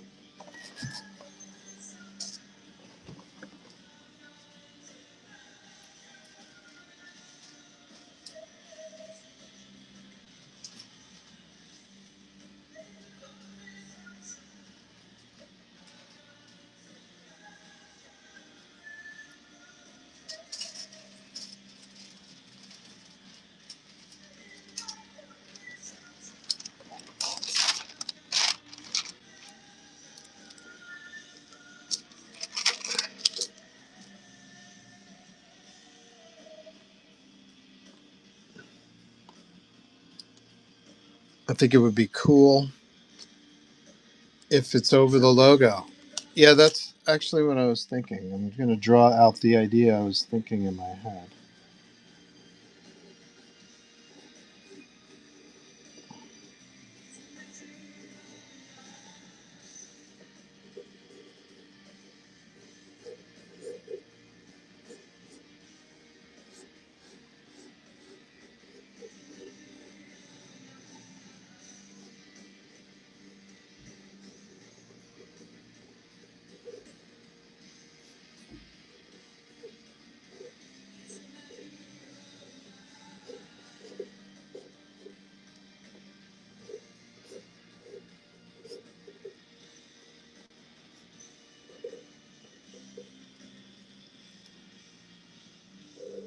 And then the bodies would be down here.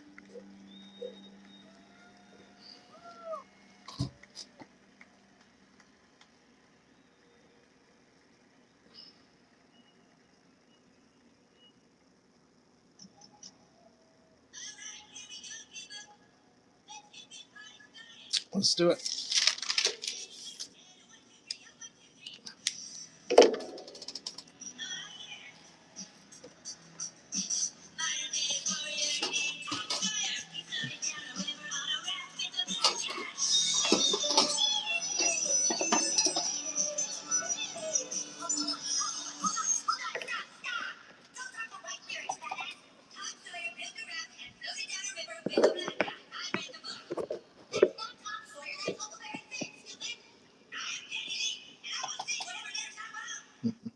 I'm a first-generation college graduate, and earning my degree online from Oregon State University was an important milestone. Now, I'm using... Just start the song again, and this time do it right. Back! And a one, and a two, and a one, two, three, a one, two, three.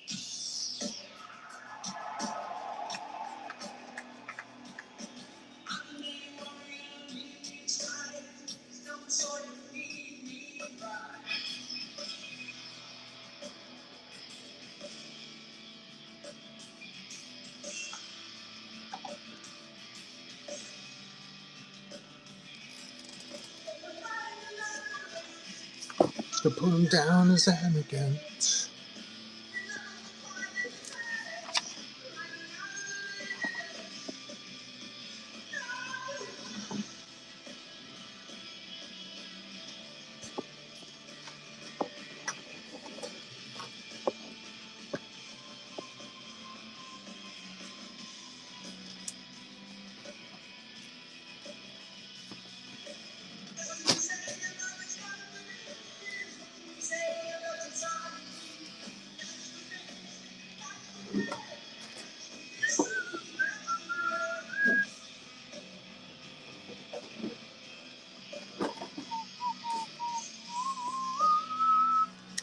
The world is love and life are deep.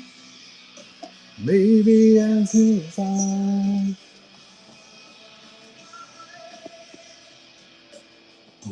Ba, ba, ba.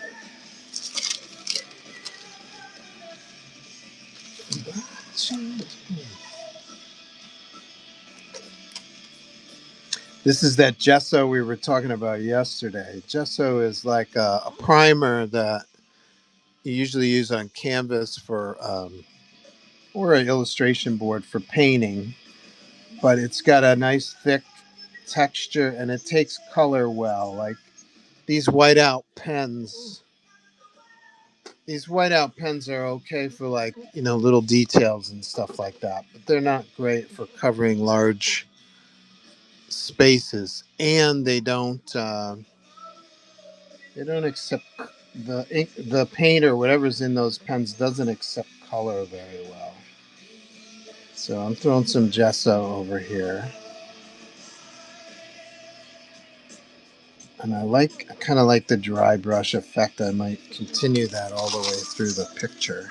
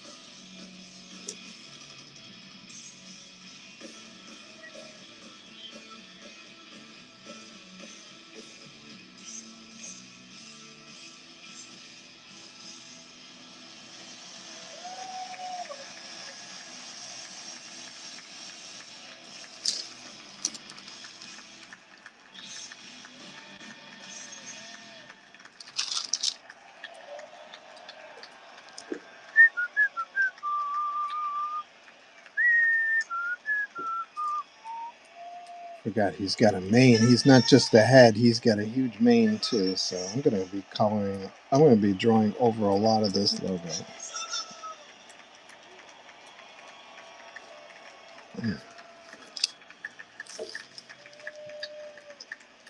There we go.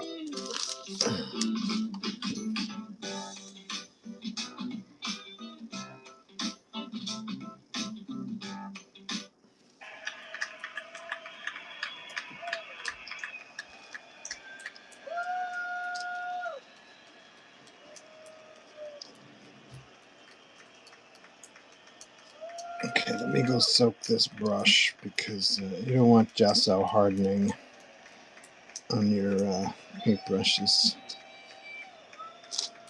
Let's make sure I got everything.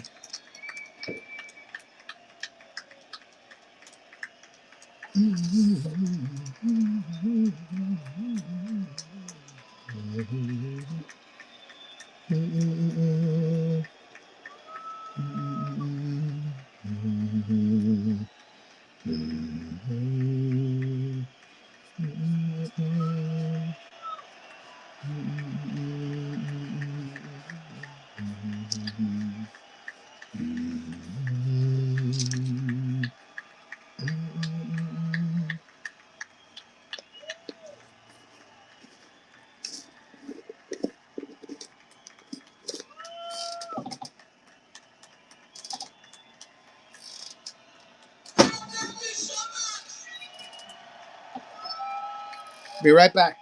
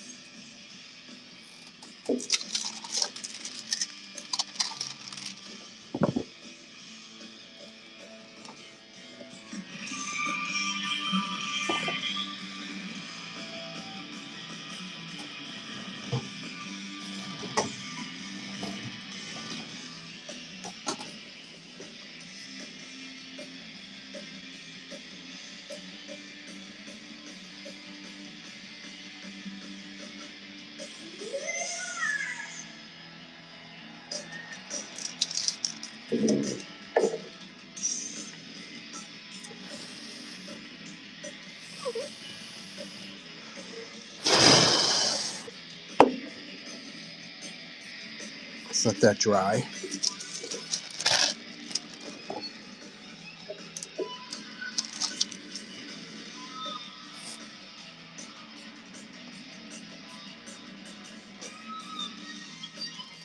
No computers necessary, just a nice pencil.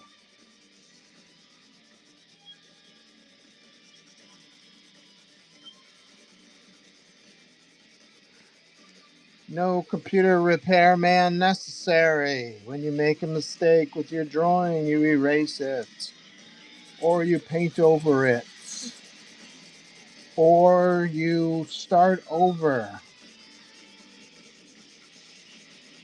No computer repair fees necessary. No computer purchases necessary. The cheapest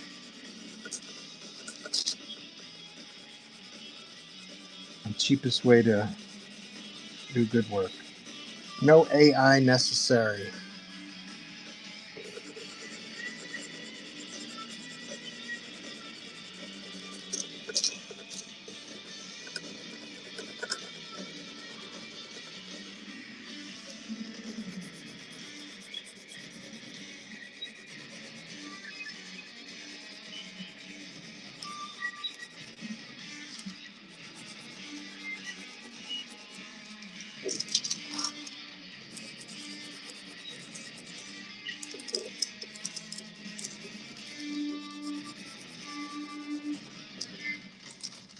Can you guys make out this chicken scratch?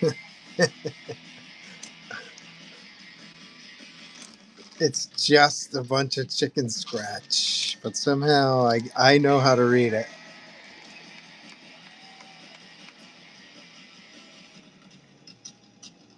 Can you guys make it out?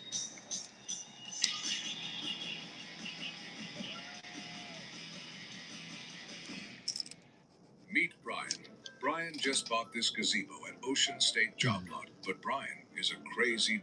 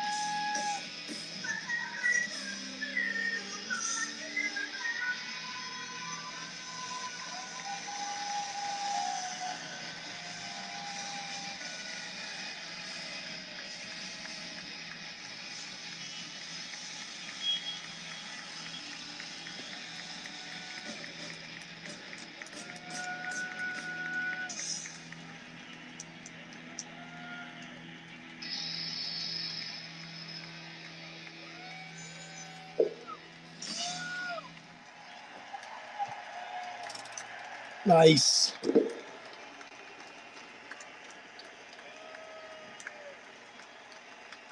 you guys so much.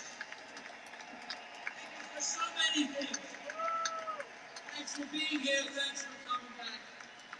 Thanks for welcoming us once again. We hope to see you again.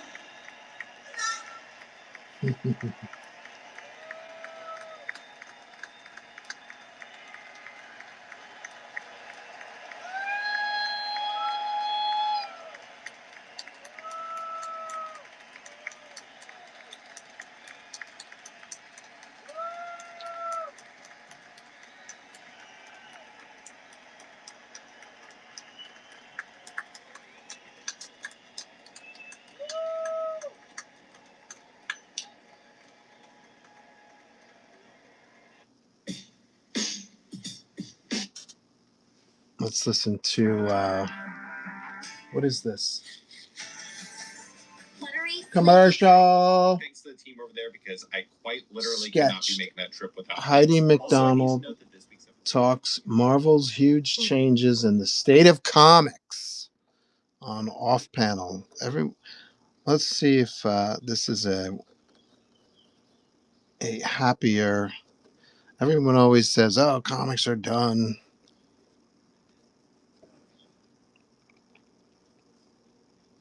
It used to be DC. DC doesn't have a chance. Now it's Marvel. Marvel doesn't have a chance. Let's get to this week's episode. This week's guest is the boss of The Beat, the Eisner Award winning comic site that is the blog of comics culture. It's Heidi McDonald. And Heidi, we're recording a new kickoff segment for our podcast because of some seismic news. So to start, on a scale of 1 to 10, with 10 being absolutely wrecked, with Marvel's news that CD Cebulski was out as editor-in-chief, Steve Wacker is in, and that the publisher is moving to Burbank hitting today. How much did that ruin your Fanatics Fest experience?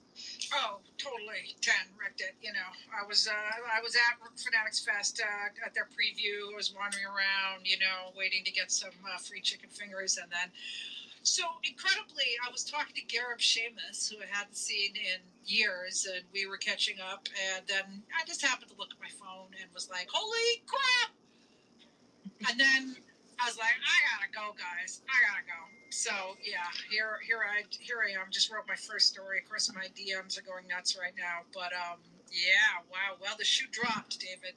We were talking in our first recorded podcast, waiting for the shoe to drop, and then just less than 24 hours later, that shoe has bam, clang to the floor.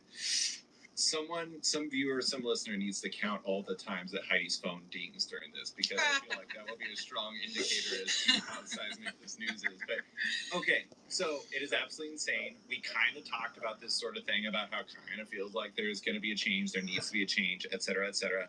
Let's break this into segments, and we'll start with the change at the top. What is your immediate feel, read, whatever, on Steve Wacker replacing CD Cebulski? He's been my pick all along. There was a hot stove league where we're like, I wonder who will be Marvel's next editor-in-chief, and Wacker was always my pick. Steve and I worked together at DC Comics back in the day. He's great. He is an incredibly creative person. He's an incredibly smart person, good, honorable person. All of that. Guy with vision.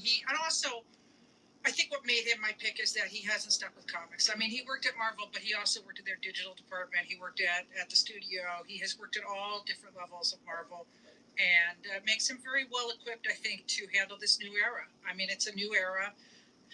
Obviously, Marvel moving to Burbank. I mean, we'll get to that, but yeah. All kudos to Steve. He really has earned it, and they made a great pick.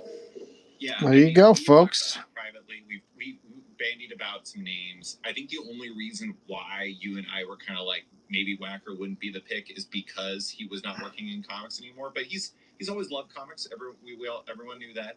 I think the thing that's really amazing about this is, like, I think it's the right pick. Honestly, I also think it's kind of like the only pick. Like, who else do you even possibly find for that job? And like the thing is like not to turn him into like Ferris Bueller, like the one where everyone thinks he's the righteous dude, but everyone thinks he's a righteous dude. Yes. Because you think about it, like the people who've worked with him love him. Like you can see that online right now. You can hear that in private conversations right now where people are like, "This guy's the best." But even the people who didn't work with him directly as an editor, who were in the room with him when he was like a VP of digital stuff for Marvel, even they know what just like a good guy and a smart forward thinker he is. And like you can even see like what did he do when he left Marvel? He went to become the editor-in-chief of Three Worlds, Three Moons because people like Jonathan Hickman recognize his value and his strengths and everything like that. And I think that this is you're not going to see an immediate change because no one could come in and immediately fix everything for Marvel. But if I had to like pick the person I thought was most likely and also the best possible option, it was Steve Wacker. Yeah, totally. And I think really, again, he's worked at DC, he's worked at Marvel, but I think just having a wide range of experience is just super necessary for being an editor-in-chief in these times. I mean, it's a multimedia, as you're going to hear later on in the podcast, one of the things, so just something we say at the end is that I think the people working in comics right now are the smartest people who have ever been running comics. And Wow, that's Steve cool. definitely fits that role. He's very smart and he's versatile. And Yeah. you have to have. I mean, for Marvel, what we're about to talk about in the rest of this podcast is just how set in its ways Marvel had become. How constrained they were by the Ike years and by, quite frankly, the mindset of we're Marvel. We don't really have to do anything else. And I think we'll find that Steve is not someone That who sounds is like hubris. that mindset. And I think that's really necessary in this time. I think that it's really interesting too because he has such a digital background, and David Abdo is like very much a digital guy himself. But then on top of it, like everything we talked about in terms of like the creative side of things, where it's just like they felt flavorless. Like Steve Wacker's whole thing is flavor. Like he did 52, and where he managed like 4 very different writers to like put that whole weekly series together. He did Hawkeye. He was the editor on Hawkeye from Matt Fraction and David Aja. He was the editor of Brand New Day, a very famous Marvel story that is about to become at least in name, a movie. And then he also was, what else was he the editor on? I'm totally spacing one of the other big ones. The Daredevil run from Mark Waid and Chris Samnee and Paulo Rivera. The bangers of the past 2 years. Yeah, absolutely. So no, he gets it. He gets it. He's a good editor. He's a good manager. He was the right choice. And look, I mean, I think some other names that we've heard bandied around, like who's going to make the move? Another very highly regarded editor is Will Moss. I mean, he's been in charge of most of Marvel's current bangers, and so he did not make the move with DC to Burbank. So we'll see. I think what happens to Will be very interesting to see because he is a very key player as well. I mean, that's the thing. So, I mean, this is where we got to bring in the move to the West Coast, which is like Marvel's moving from New York City, like basically a location that is as tethered to an identity of a publisher as there is in comics. And now they're moving to Burbank, and they're asking 100 plus employees to make the move. That's the tricky thing. It's like, first off, I just want to say I feel really bad for everyone who's having to make that move or having to decide about making that move because they're uprooting their lives and uprooting their families' lives.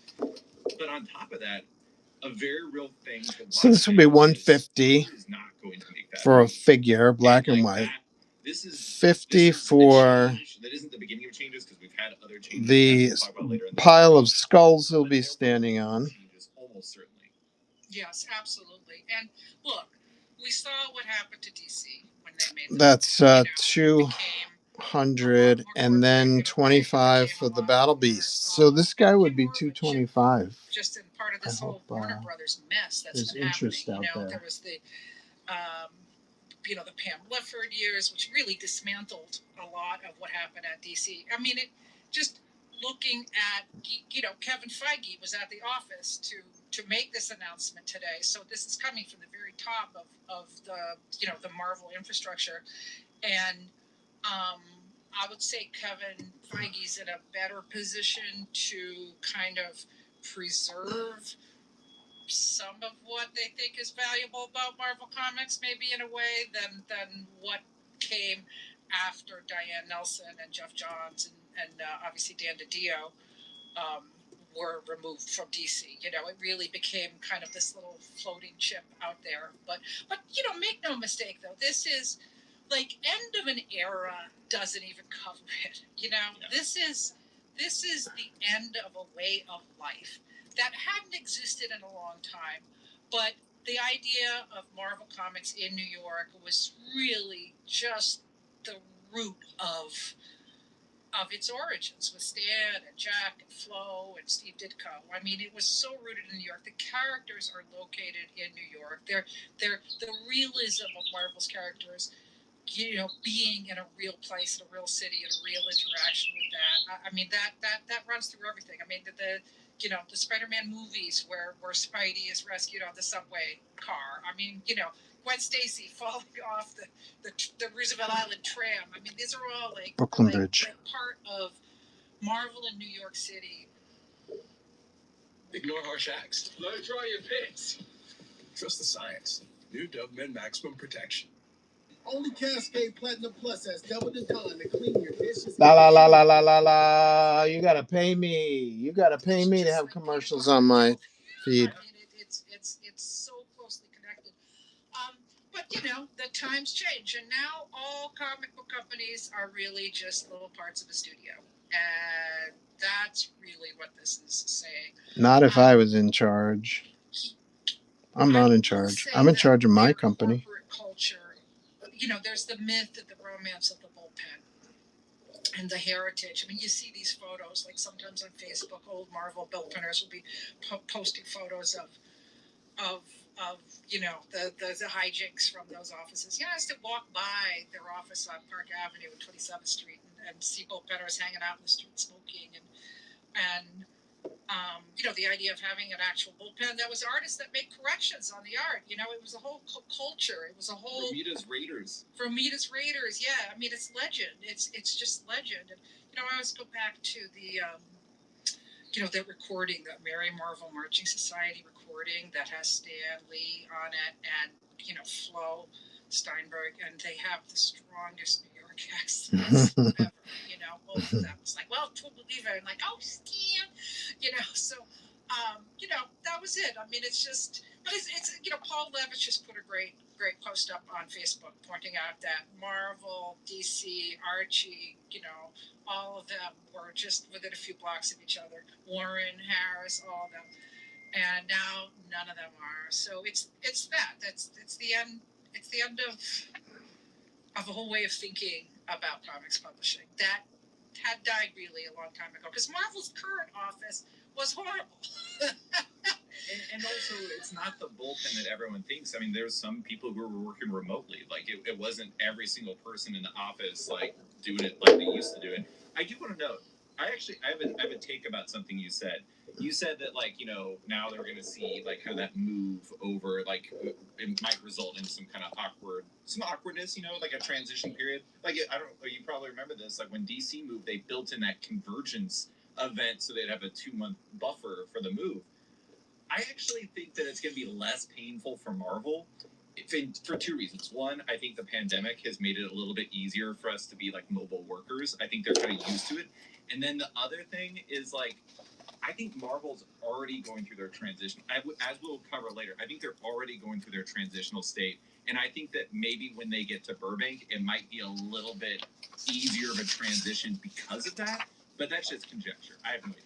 Yeah, I think you're right. I think there were already a lot of remote workers, and the office hadn't really been a place where people went to go in and do things for a long time. And I mean, you know, the Ike era, all the offices were, you know, shrinking. There was the famous story of the one office they had that had only one bathroom for each assigned gender, and you know, from lunch, people would be lined up to use the bathroom. You know, coming back from lunch, and it was horrible. So, you know, I mean, a lot of legends about the Ike era of, you know, cutting back on office expenses, not just fishing the paperclip out of the waste paper basket. People love that one. They love it, and it's famous. It's like people, you know, didn't happen just once. Yeah. So, but I mean, is this a way for Marvel Comics to survive? I think that's kind of. I mean, let's be real. Like, as much as we like to downplay where they're at currently, it's not a survival thing. They're doing fine. They're just not operating at peak condition. I think this is a path to get them back to where they should be. I hope it happens. We have to bring up the other half of the editor in chief move, though. Oh, yes. Because, as you know, the commentary has quickly shifted to it is really wild that they've moved CB Cebulski to be the guy who is like in Japan leading their like basically Asian originals or Asia originals or whatever they call it. Beyond the jokes of it all, beyond the fact that it kind of feels like them trolling everyone, is this just like a golden parachute? How do you read it? Well, now, what is your take on it? Because I know a lot more of the backstory here, having known CB for 25 years. So, what is your take on it? I mean, my take is that like CB Cebulski is a very well liked person inside Marvel that has generated a lot of deserved probably distaste because of the whole Akira Yoshida writing comics as a another person that is not him. Let's put it like that. And the thing is like I think that they didn't want to get rid of him unceremoniously, but they also knew that they needed to make a change, and this is their best way to do that. And also, it's not like he doesn't have experience there. I mean, like didn't he live in Asia? Yes, he did. Yeah, that was what I was getting to. Before he was the editor in chief at Marvel, he was living in China as their talent scout for Asia. So, CB has. This is not an unusual move. This is kind of. I mean, look, I'm not. I will never downplay how distasteful the whole Akira Yoshida thing is. As someone who's kind of saw the whole thing unfolding at a very different time with a different mindset. Granted, just because the mindset was different 25 years ago doesn't make it right then. It doesn't make it right now. It's wrong. It was wrong, and he did it for deceitful reasons. But CB was working for a manga company before he was at Marvel. He was the manga guy. His wife is from Japan. He speaks Japanese. He is a weeaboo. He is the original weeaboo. So for him, my understanding at the time was that he was coming back from Asia kind of as the Mr. Wolf figure who was going to come in and fix the things from the Axel era, which of course now we look back on as a golden age. But he was perfectly happy in Asia, and obviously he'll be perfectly happy there again and going back to Japan. So yeah, is it a golden parachute? Of course. Is it actually what CB's very good at? Yes, also. And he was a talent scout there. I do think it's worth pointing out that again, I don't want to be the apologist for this. I'm just saying the added context of CB's role at Marvel was also as a talent scout who brought talent from Asia to Marvel because he was very passionate about that and believed in it, and he believed in manga, and he believed in that form of storytelling. So, some very good things could come out of this. Let's put it that way. Yeah, I think the thing is a lot of people don't really know his background very well. Yes, and also I also don't think people realize that like the whole Chester Quest thing, which is like the whole art. Like he was going out to find artists basically. That generated a lot of really really notable names for Marvel. Like Sarah Pichelli is just one of them, and like. He's a very good talent scout. Yes. If you could call it a golden parachute, but you could also call it putting a person back in their strengths. Absolutely. So, we'll see what happens with that. Last thing, is there anything you want to add about this before we get out of here and then transition to our already recorded episode? So I think really one of the things that we did not really talk about, maybe we alluded to, but there's just been some chatter online. I think it was on Twitter or some interview about, that Scott Snyder had actually pitched a revamp of Marvel before he did Absolute, and that got quashed. And, I think you and I both heard all these rumors floating about that Marvel has actually been pitched a relaunch, quite a few major initiatives to relaunch their line several times, and they got quashed. I mean, I'm still gathering intelligence. Now people are really willing to drop a dime on this. but it's the reasons, who quashed it. Why did they quash it? I mean, sometimes I heard it was monetary, and I think the really big, there's one of the big four at Marvel whose fate we do not know. And that's David Bogart, who's the least known to the public, but very, very important internally. And Controls the money. He controls the money, and it will be very interesting to see what happens to David and also Tom Brevoort. This is a pretty natural retirement spot for him. I would be very, very shocked if Tom does not, hang his hat elsewhere. Well, and he's commuting from Connecticut already, so which was palatable, but the Connecticut to Burbank commute is slightly more significant. A little bit more, yes. So yeah, change it don't happen. Oh yeah, one last thing. Very smart. I think you and I were a little surprised with the timing, especially me over at Fanatics Fest, but I think it's very smart of them to announce this before Comic-Con. Steve can go, be the editor-in-chief there, start to extend his influence, and this would have been, topic one at BarCon would have been what's going to happen at Marvel, and now it's going to be, hey, I wonder what's going to happen with Marvel moves to Burbank. It's going to be much more informed BarCon chatter is what I'm getting at. That's good. You heard it here first. More informed BarCon chatter. Oh, that was a funny commercial. When the sun is blazing and the summer gets hot, other countries a very cool spot.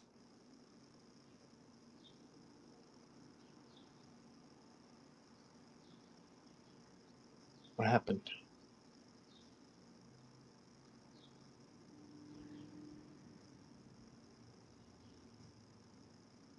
Inform Marvel talk about what happened on Thursday because we recorded on Wednesday. So let's get into it. I hope you enjoyed the episode, and we're going to begin with my second introduction of Heidi because that's where we started. This week's guest is the boss of The Beat, the Eisner Award-winning comic site that is the blog of comics culture. It's Heidi McDonald. Thanks for coming on, Heidi. Thank you, David. Apparently, everybody listens to your podcast because last year I did a pre-San Diego and everyone was like, yeah, I heard you on David's podcast. And, what you were saying about blah. So I hope I'm not going to just repeat myself because, I am in my old lady yelling at cloud storage phase. So it's a new day. We got new things to complain about, so there'll be plenty of new stuff to tap into. So we are recording this on Wednesday, July 15th. We are a week out from preview night. How are you doing? Are you surviving? Well, this is every day in your San Diego, about 2 weeks out. So this is only your second San Diego con, right, David? That's right. So as a veteran of 42, I don't know, many, the 2 weeks out is pretty much just nonstop Comic-Con all the time. And you have like, I got to hit this mark, I got to hit that mark, I got to get the laundry done, I got to do this, I got to run around, I got to send that email. And then always there was a day where you just poop out and you're like, I can't, I got to sleep in, I'm just going to sit here. And that's today for me. So podcast is actually a perfect activity. I mean, it's actually a full day. Right. But it's just like, you know what, I didn't get out of bed until like 11:30 and I needed it. So. And you can take a break to watch England and Argentina in the World Cup, so it's perfect. Yes. Oh yes. So, but I'm going to probably be doing my laundry while that's on. So. Hey, you got to multitask sometimes. Mm-hmm. What are you going to be doing at the con? What's your big plans? Well, once again, we have our media room. So that is, we're shooting video for the Beats YouTube channel with my wonderful collaborators, Patrick Meany and Yael Teigel. And we've been doing this. This is our third or fourth year doing it. And biggest year ever. I mean, we've just had, I don't know if there's more people coming or more people who wanted to come to our press room or what it is, but I think we're busier than ever before this time out.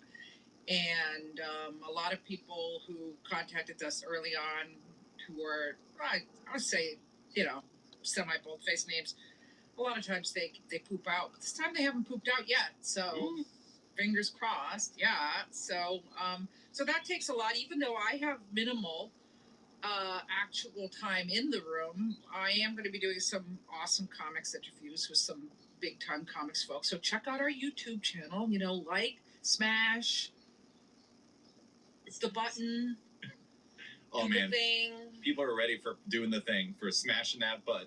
Yeah. Are you saying you're going to be doing interviews in your media room for your YouTube channel? Is that what you're saying? Yes, as we have for the last 3 years, including when we did a whole TV show, the Comic-Con Daily. Yeah. So yeah, which you were a guest on, David. I mean, you've been on the show. I don't need to explain this to you. I know. Well, I mean, it is slightly different to just be doing interviews rather than having like this multi-tiered guest. Like it was me and Rob Liefeld. I'm trying to remember who else was on there. It was Maybe a delight, though. Jimmy Aquino, maybe he's one of our regulars. Yeah, but. Yeah. It is funny though. It's like going to the con. There's like so many different ways you can do it. You can do that for any con, but I feel like San Diego, it's like you either have like if you're press, you either have like this giant media room situation, or you're just scurrying everywhere for 5 consecutive days. That's what I'll be doing. Well, yes, and I would turn the tables on you because this is your second San Diego Comic-Con, and last time you went in and you had some things you didn't know, like you got to stay at a hotel that's close by. Don't stay at Coronado. So but luckily we caught that in time for you. And there were some other things. I think I was so touched by the piece that you wrote because it was like, hey, there's plenty of comics at Comic-Con. This is the biggest comic show of the year, which actually is true. It's just also the biggest other stuff of the year. But yeah, so now that you've done it one time, what are you looking forward to? What is your trepidation or expectation or joyful salutation? I mean, honestly, like I just the reason why I like San Diego is because it's funny. Like the same reason why I don't like it is the reason why I like it. I don't know who's going in advance because there's not really like a complete guest list. And so like everyone ends up being there. So you just go there and you're like, I'm running into people all the time. This is actually kind of magical. And yeah, so I'm just excited I'm currently wearing a sweater in July, and it's because it's really cold in Alaska. I'm excited for the warm weather. I'm excited to go and see people while in warm weather. I don't really have any crazy plans. Or anything I'm really like desperate to do. I have some interviews, but not really that much. I'm going to be doing some small stuff during that blue carpet thing before the Eisner Awards. But yeah, nothing too crazy. But I did want to ask. So this is my second time. So I'm a savvy veteran. You have done it about 42 times. For the first timers out there, give me a tip that is not don't stay on Coronado Island. Bring a sweater because Really? it gets very cold at night. Maybe I'm thin-skinned, but it will be. Well, I can't look at the weather because I'm using my phone as my camera. But if you look, you'll see that at night, because the air is so dry, it drops quite a bit in San Diego. And you will, like if you're fine just wearing a tank top, then you'll be fine. But you might want to bring a layer that is maybe a sweatshirt is too much. Maybe a hoodie's too much. But I would say a hoodie's good. I can tell you, there's many a time that I was like, oh, I didn't bring anything warm enough, and I had to buy a little sweater. Maybe I did that on purpose because I like going to the mall and buying a sweater. But it gets much chillier at night than you think it is. Prepare for everything, basically. Yes, pretty much. Yeah, just a layer. I'm not saying you need to bring snowshoes. I'm just saying bring a layer. Yeah. Well, and also AC. You might be going in and out of the AC, and if you get chilled, if you're the type who gets chilled, just make sure you bring a layer. So this is our big pre-Comic-Con check-in. This will go up next Monday, so the week of. Is there anything you're keeping an eye on at the con in specific, Heidi? Well, definitely the explosive diarrhea and Cyclospora watch. Yeah, baby. Let's do it. And this is definitely like a thing. It's very differing takes on whether it has spread to California or not. So some say, like, people have had it there, but some say they were tourists. So, it's a big bummer because Cali has the best fruits and vegetables. And, I eat an acai bowl every morning, and that is literally what keeps me going. So, this don't eat fresh produce is or you'll get explosive diarrhea thing is a big bummer. And I think my plan is not to eat any fruits or vegetables before the con. But once I'm there, because there's an incubation period, I'm just going to eat some fruits and vegetables. Yeah. When I get home, whatever. Get home and have your explosive diarrhea. Wait till you get home. Explosive diarrhea in the podcast, which is, I'm gonna have to mark this in my calendar. The first person to say that once and then twice, also, which is incredible. But I mean, besides the fact that the bathroom lines could be more eventful, what are you watching for? Well, I think that bathroom lights could be very consequential. But anyway, getting away from the bathrooms, because I know we talk about it an awful lot. You know, I think this Comic-Con, and it's no secret David and I chat on the regular, right? Various chat. We should all just get on Signal, seems like. But Live life never bugged with Stell's flying insect light trap. Made without chemical insecticides. It attracts and to me, the storyline of this con is that there's no storyline. I actually agree with you on that. That's, yeah. Right? Like, everything is normal. You ran your big retailer story this morning, and if you call normal tremendous sales growth and success, then things are just kind of going along. And, the one thing that came across in your article, and obviously comic book people that I talked to over the years, is that we all are doomsayers, and anything good that happens is, to us, is an omen that something very bad is going to happen. So, there's kind of this impending doom type thing going on where people are like, well, when is the bubble going to burst? When is the balloon going to crash? What am I, how do I prepare for the bad times? And so there was a little bit of that in your article. And very little. But they're really, even from the beat, is doing quite well right now. And so if you were to look for actual signs of danger, there's just very theoretical right now. So that's just weird. It's weird to have everyone doing so well that there's nothing to be dramatic about, except for one publisher, and I know we'll get around to that. We will do that. But I do think it's interesting, though, because, this is only my second con. This is only my second San Diego Comic-Con, so I do not have a sense as to, what it was like 10 years ago, where it was really, wall-to-wall insanity and everything like that. But there's two things that I think are kind of interesting as a barometer for, the energy of San Diego. And one is the fact that it kind of, just looking through it, it kind of feels like the Hall H stuff is pretty unimpressive this year. Yeah. And then something you pointed out to me, which is that, the parties at night feel a little bit lighter.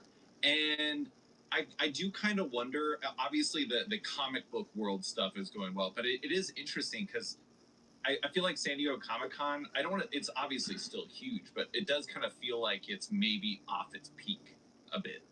Absolutely, no question about it. And that has to do with Hollywood. The Hollywood consolidation, just the fact that, when I was out there, we were both at Comics Pro in February, and everybody was talking about how Hollywood was in shambles, and that was 6 months ago. It's even more in shambles now because of word of mouth, and now Netflix is actually having problems. Their stock is down. Just 6 months ago, Netflix was the king of the castle, and now they're just mortals too.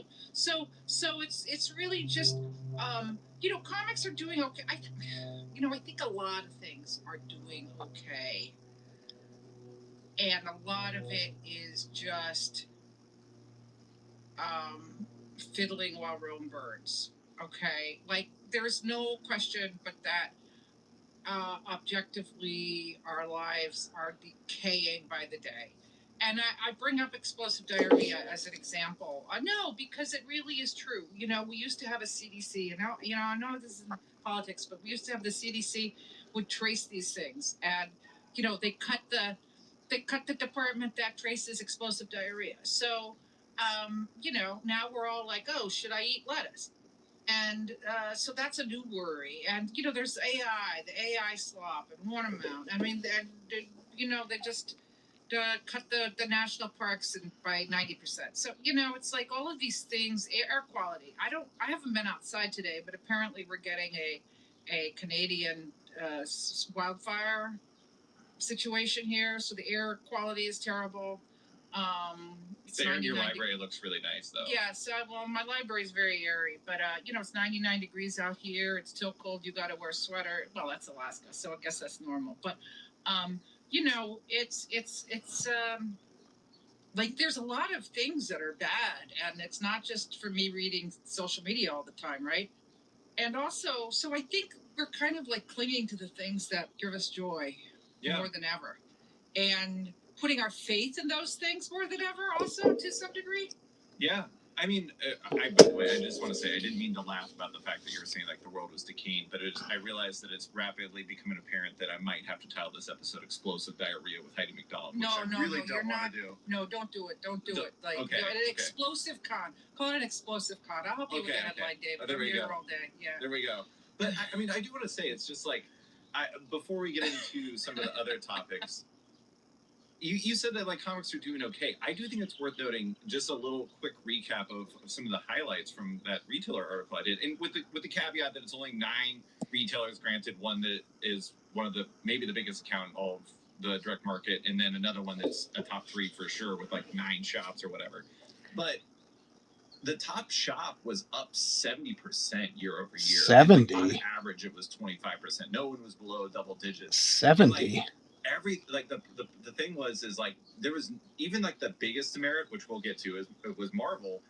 For most was level or like slightly up, and like it's interesting where it's like even like the one that everyone is grousing about is not even doing that bad. It's just doing poorly relative to everything else. And there's like this huge influx of new readers, which I do think it's gonna be hard to tell, but at the same time, it'd be interesting to see if we might see some of that impact at San Diego. It just feels like, I mean, obviously you were just speaking generally, but it's like it's way more than okay. Everyone is doing, or everyone I talk to is doing extremely well. Like, what's your read on the direct market right now? Like, are you feeling the good vibes? Absolutely. I mean, I don't go to as many comic shops. I don't buy physical comics as you do. I just spend all day talking to people in the industry, and everybody's just kind of nobody is. It's like your article said. Everybody's just worried that they're so busy doing all this stuff because things are going so well. And I think I can't say what a great job Scott Snyder has done, and I do say all the time what a great job Scott Snyder has done. But really, you gotta just give it to him that he managed to create a banger with Absolute. And I don't think it's just like, oh yeah, it's something new, people are going to read it anyway. Obviously, there's something to it that is quality, that speaks to younger readers, that speaks to new readers, that is really he pulled it off, and it's been tried so many times and not done. So I really have to give him all the credit in the world, and all the other folks at DC. But Scott took point on this, and so that's really important. I wonder where they came up with the name Absolute. If you go on Reddit, you see it all the time. Almost every day, there's somebody like, "How do I start reading comics?" And I try to tell my beat staff that we have to create a section called "How to Start Reading Comics," and we have to start doing these 101s. And because again, best of times, worst of times. Even as this is doing so well, our institutional knowledge of the history of comics, as told on the internet, has crumbled away to nothing, right? And like so much that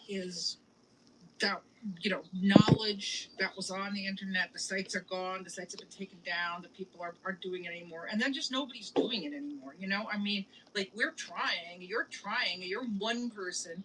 I mean, I'm one volunteer staff. It's like we do not have infrastructure to do this, and you're just missing a bet, people.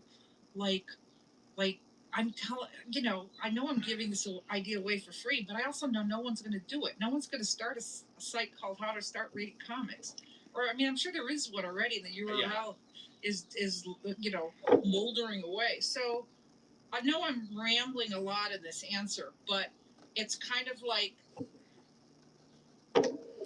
I understand that the youngs get their information from short form video, and that's fine.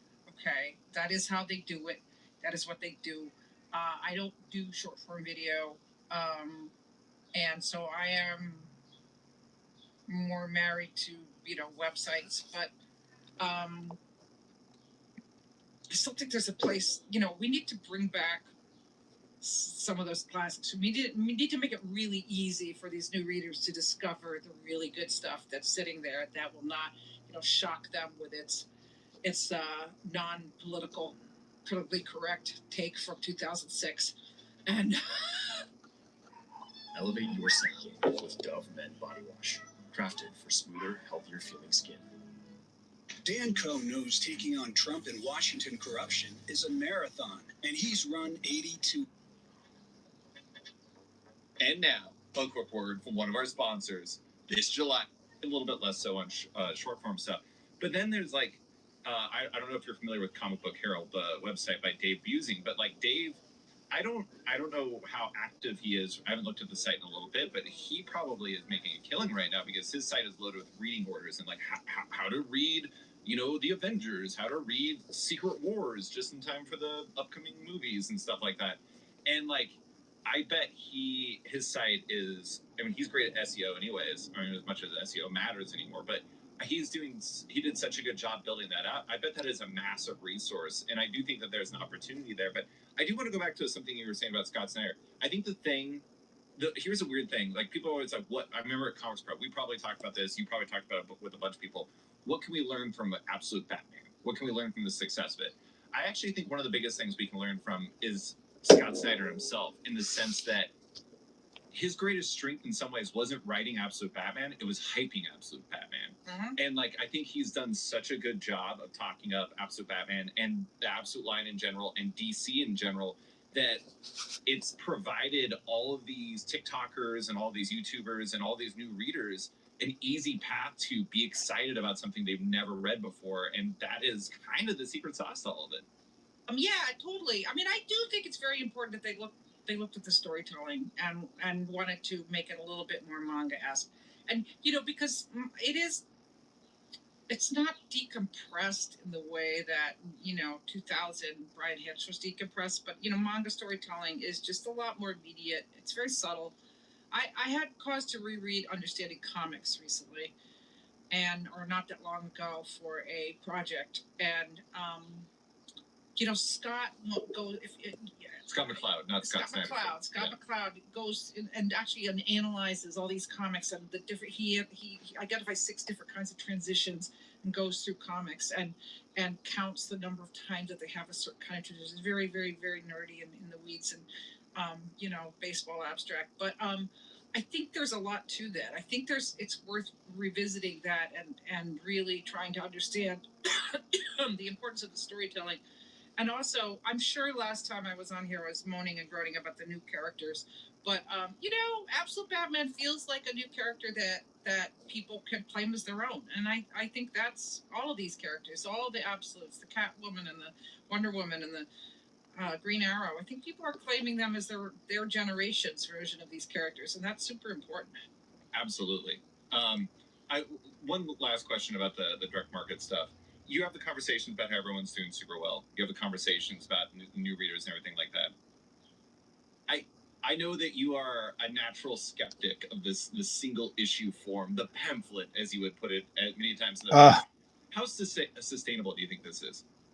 So, I've come around on the pamphlet because for me, God. my entire Pamphlet crusade is the N word of comics. Do not call a comic book a pamphlet. Novels were the ultimate format that horrible build their business and build readers and build new audiences. So now that they totally understand that, I'm less sanguine about kill the pamphlet, kill the pamphlet. I am not singing that song right now. So the what is the future of the pamphlet? I wanted to point out a couple of the other my head hurts success stories of recent, like Dungeon Crawler Carl. Vault really lucked into that. I think that was not on the radar of most comic book folk a year ago, and now it is. and also Milton. You know, I did a panel with Matt Dittaman at San Diego or New York Comic Con last year, and we were all like, "Oh, flip RPG," and now I'm like, "Oh man, that was great." So, but you know, looking at that coming like something that's very comics adjacent, but is formatted and transitioned to comics quickly. You know, and another one, I got to give Dynamite credit on Ben 10 revival, right? Oh, yeah, it's been a shockingly big seller. Shockingly big. Now, Dynamite does a lot of these retro revival books, you know, like Thundercats. Thundercats did super well when they did it, but it came in at the level of that time. Now Ben 10 has come in at this, you know, six figures, you know, which is crazy talk for now. I'm sure Nick Berrucci's super happy. Joe Casey's super happy, but like I think first off, Ben 10 is an audi's nostalgia play, right? Yeah. I think that's when it first came out. Maybe not 20 years ago. I think it's like 15 years is the sweet spot for nostalgia to begin. And so yeah, now you know we're seeing the new, or you know, new for me. I mean, you know, it's part of the aging process. Somebody else's nostalgia is taking over. God, and that is so true. It's always happening. The nostalgia gap, as I call it. Yeah. So, but I think Ben 10 is a great example of a property that does extend beyond the boomer belt, you know, of let's bring back He-Man, Master of the Universe. Well, that just didn't work. We tried it a few times now, people. It's just a toy. It's just a cool looking toy. It's not something that's going to work in a movie as a franchise. I do want to say really quick, like, I think my only question with the sustainability of the direct market stuff, and like, I think that it's going to be good for a while, but I do, to speak in Heidiisms, I do think that there has been so much of it built on old, like even Ben 10. Ben 10's old. It's a nostalgia play. That it would be nice to see new being a bigger part of it. And like again, like Absolute, I think is new adjacent, but it's still Batman. It's still Batman. What are you talking about? It would about? be nice to see like more new ideas in the mix that are real significant hits and sustainable hits. Well, yeah, and you know, so I'm going to throw it back at you. And what do you? Because we talked about this last time for sure, and it's been an obsession of mine. Why can't we create a new, awesome comic book character like we used to all the time? What do you? So why do you think? I did. Can we or should we? I mean, I think that we can. I think the problem with why new characters. Check out News I mean, Zodiac. if you look at like the current stuff that is like really popular, a lot of it is old, including like a lot of the manga and the anime stuff, where it's been like people are discovering. Like I was hanging out with my friend and his family this past weekend, and he has a 10-year-old who's obsessed with One Piece, and like One Piece started in 1997, and you know that's an old thing that's new to him, and I do think that like the way that streaming and everything has kind of flattened out made time a flat circle. I do think that new and old are like inseparable concepts. And so I think part of it is just like there isn't a perceived want or need for it. So there just isn't that emphasis. I think that's a big part of the reason why we're not seeing it. There's plenty of efforts. There's plenty of, attempts to try to bring new. It's just a hard road to really create a big hit without a significant push behind it in comics. And I just don't know if like some of the great original comics that are coming out right now are getting that big push. Well, I think another thing is just that we really have, we don't have the format that makes this necessarily viable, right? And or the formats are being used for different purposes. You know, another thing I had cause to reread recently was Bone, and for another project, and you know, God, it's so good, right? So good. It is truly a classic. It is truly a classic book, not just comic, classic book that you can just read and revisit and you know, Jeff Smith is a genius. And the thing is, he started it as a comic strip. Those were his inspirations, and you can see in how he stages it that comic strips. You know, obviously Walt Kelly was a huge inspiration for him. and but how he stages the characters, like their reactions are kind of comic strip reactions a lot for the bone characters who are kind of abstract, and then suddenly the epic fantasy breaks out. You know, he brings in this whole other look, and it's so effective when he does that because he had this kind of comic strip. You know, comic strips are the most popular comics of all times, right? Like Peanuts and you could argue that they still are now. I mean, things like Beetle Moses and False Knees and Sarah Scribbles are probably the most read comics going right now. They are, but you see, they are all the Far Side type thing, right? None of them have ongoing characters, right? So I was going to say, you know, Peanuts is incredibly, you know, Garfield, you know, I mean, there's all these characters, these legacy characters. I guess a lot of them aren't as popular as they were, but during their time, they were insanely popular. And to me, it's not even a question of why they were popular. It's like everybody wants to read a funny little comic to start their day. Yeah. So that's why Beetle Moses and those folks who are amazing. I mean, definitely in the Gary Larson scheme of things, absolutely. But still not creating a character that you want to visit every day. Why? Why?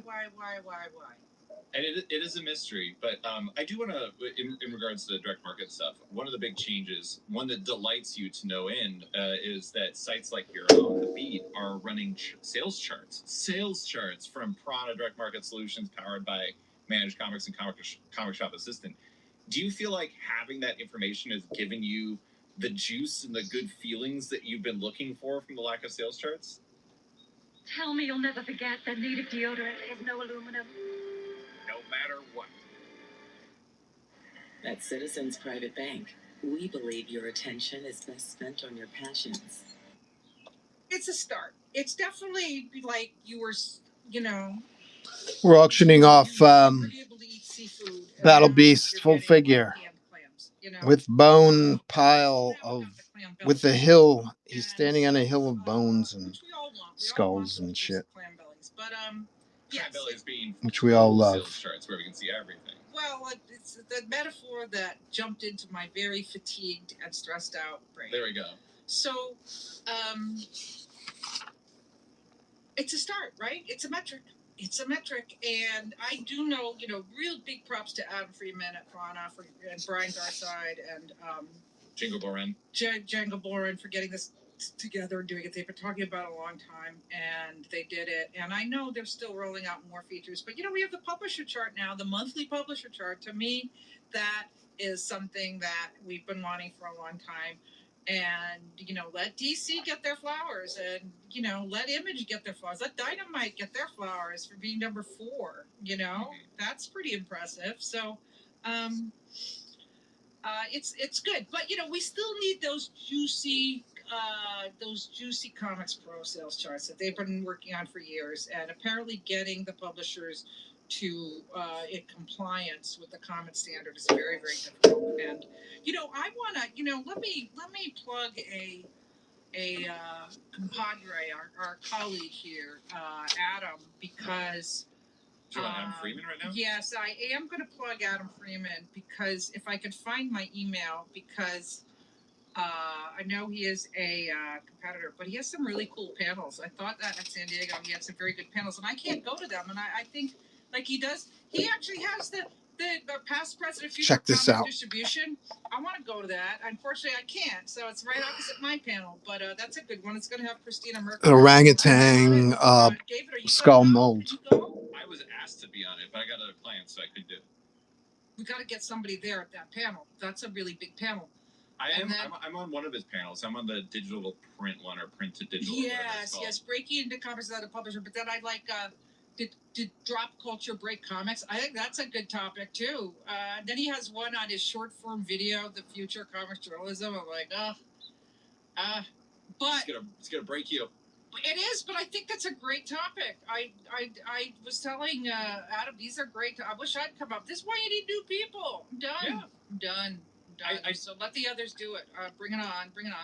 I want to make 2 comments about the sales charts really quick. One, I still wish the weekly ones didn't exist. I think the weekly ones. Yes, I agree. I think that doesn't help matters. I think the monthly ones are great. The other thing too is like, I don't think people realize that those are sell through. Those aren't selling. Those are actual sales to customers. And like, that is not being pushed at all as a key point of that, and that's a massive difference. Note to self. I will do that. I will make sure that I put sell through. This is sell through. People always think that we're talking about like the sales to shops from distributors, and this is going to actual customers, so you know what that like Ben 10 is actually selling, which is wild. But I do want to note, this is the transition into the big enchilada.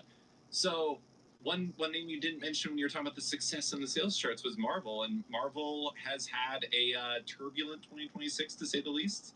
There's a lot of commentary about the challenging place the publisher is in, all kinds of different places. You and I have written about it extensively, and there's a lot of change. David Gabriel's out. Dan Buckley's following him, and Brad Winderbaum and David Adbo are in as the new leaders on the comic side, but really the whole of Marvel.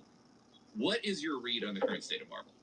Well, as always, you have to be a real criminologist. You have to, go through the garbage and examine the color of the smoke coming out of the stacks, because they're very private about this stuff. And you probably have better Marvel context than I do. I have some good ones, but you have a whisperer. You always mention this. I have a few whisperers, but the whisperers are the context that I have are still very, responsible. They're not just like, oh shit, did you hear what happened today? So what is going on there? So my whisper network has told me that there are changes beginning to happen, and I think they've been in place for a while. You mean in terms of approach? Yes, and just in terms of their, they haven't replaced your VP of sales. You haven't replaced your VP of sales and marketing. Which is kind of the key position at a publisher. There's the publisher, and then there's your sales and marketing team. That's kind of the biggest position there is, and they haven't replaced it. So to me, that's like I ask my sources every day, like, what happened? What's going on? And when are they going to replace David Gabriel? And they're like, like even apparently the FOC group, the secret conclave of the FOC group, even for retailers on Facebook. Apparently, even they are like, row. They don't, So that to me is like, wow. And I think if you like even the John Romita Jr. covers, Spider-Man 1000 cover kerfuffle, which was a kerfuffle for sure. But it was a silly kerfuffle. It was a silly kerfuffle. It's not that bad of a cover. Of course not. That said, as I put together my little trail, little bits and pieces that I picked up, there was something that happened there, okay? And there was a miscommunication or a misunderstanding or an embarrassment, something. It was a mess. And if David Gabriel were there, I don't think it would have happened. Okay? I think he would have had that shit on lockdown. And without any effort, because that's what David did, And so I do think, they're feeling, the thing with Marvel is they're failing to thrive. Like your article says, it's like their sales are fine. Their sales are not down. Their sales are level. But when everything else is blowing up, they're getting left behind.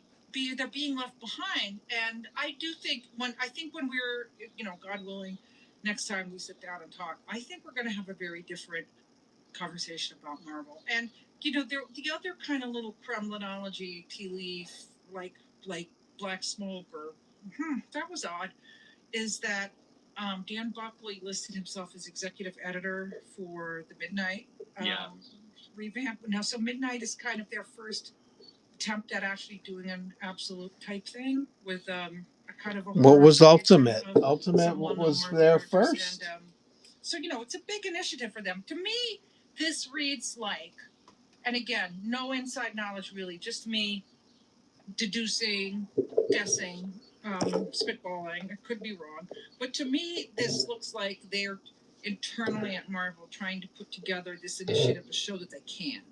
Yeah. And so Dan being, Dan is not an editor. He'd be the first person to tell you he is not an editor. I mean, I'm sure he's a better editor than a normal human, but But he and Hickman are tight, I do want to note. So I think that's probably part of it. Yes, and I think it's a way to carve it out. I think it's a way to say, hey, we're doing this. We're going to show you what we got. We're gonna do it the right way. So I hope it succeeds. I really do. I hope I hope it works out. They're really doing it in a very different way. Yeah. They're only releasing those 3 comics, right? As a one drop, 1 week, nothing else. Yeah. So look, I say this every time. There's some very smart people at Marvel who know they need to change things. Now, hopefully they'll get a chance to do some of that. But I do think we're going to see more fresh faces at Marvel at this time next year. I can see that. I mean, we have to because like they have to replace David Gabriel at some point. I guess. Yeah. But I think there's 3 things that stand out as like interesting microcosms for all of this. One is what you were talking about with the Spider-Man cover. It's Amazing Spider-Man 1000, where it was just like it should not have been a big deal, and yet it became a big deal because it was handled real weird. And then Midnight being announced as the first issue of Midnight X-Men coming out in August, and then the first issue, I think, of Midnight Spider-Man coming out in September, and then Fantastic Four in October. Then them moving them all back and saying, our plan is to launch them all on the same day. And I'm like, well, your previous plan was this, so you changed. And then, like, a lot of different things going on with their covers, but I don't know if you saw, there was like a Midnight email that went out today about the way that they're handling the covers for that going forward. And they have 5 set different covers that they're going to be doing for each issue. And they're each in the same thematic every single issue for every single title. And like, that to me is 3 things. Or there's like 2 different options as to what is happening. 1, they're in complete disarray, which is very possible. Or 2, they are making corrections live in front of us to try to figure out what the hell is going on. And like, I was leaning towards 1 where they're in complete disarray until I got that email about those Midnight covers, because oddly enough, that looks like a plan, Heidi, and I haven't seen one of those in a while. And like, I'm not saying that we're going to see a complete resurgence like right now or something like that, but I will say that like even the inkling of a plan is very reassuring. And like, if the crazy, I mean, like, that's the wildest thing about this moment for the direct market is we're talking about shops being up 25+% with Marvel doing basically nothing to add to it. Can you imagine if they were doing well right now? And now, a quick word from one of our sponsors. The future has arrived. 2000 AD is now. Eric Henderson.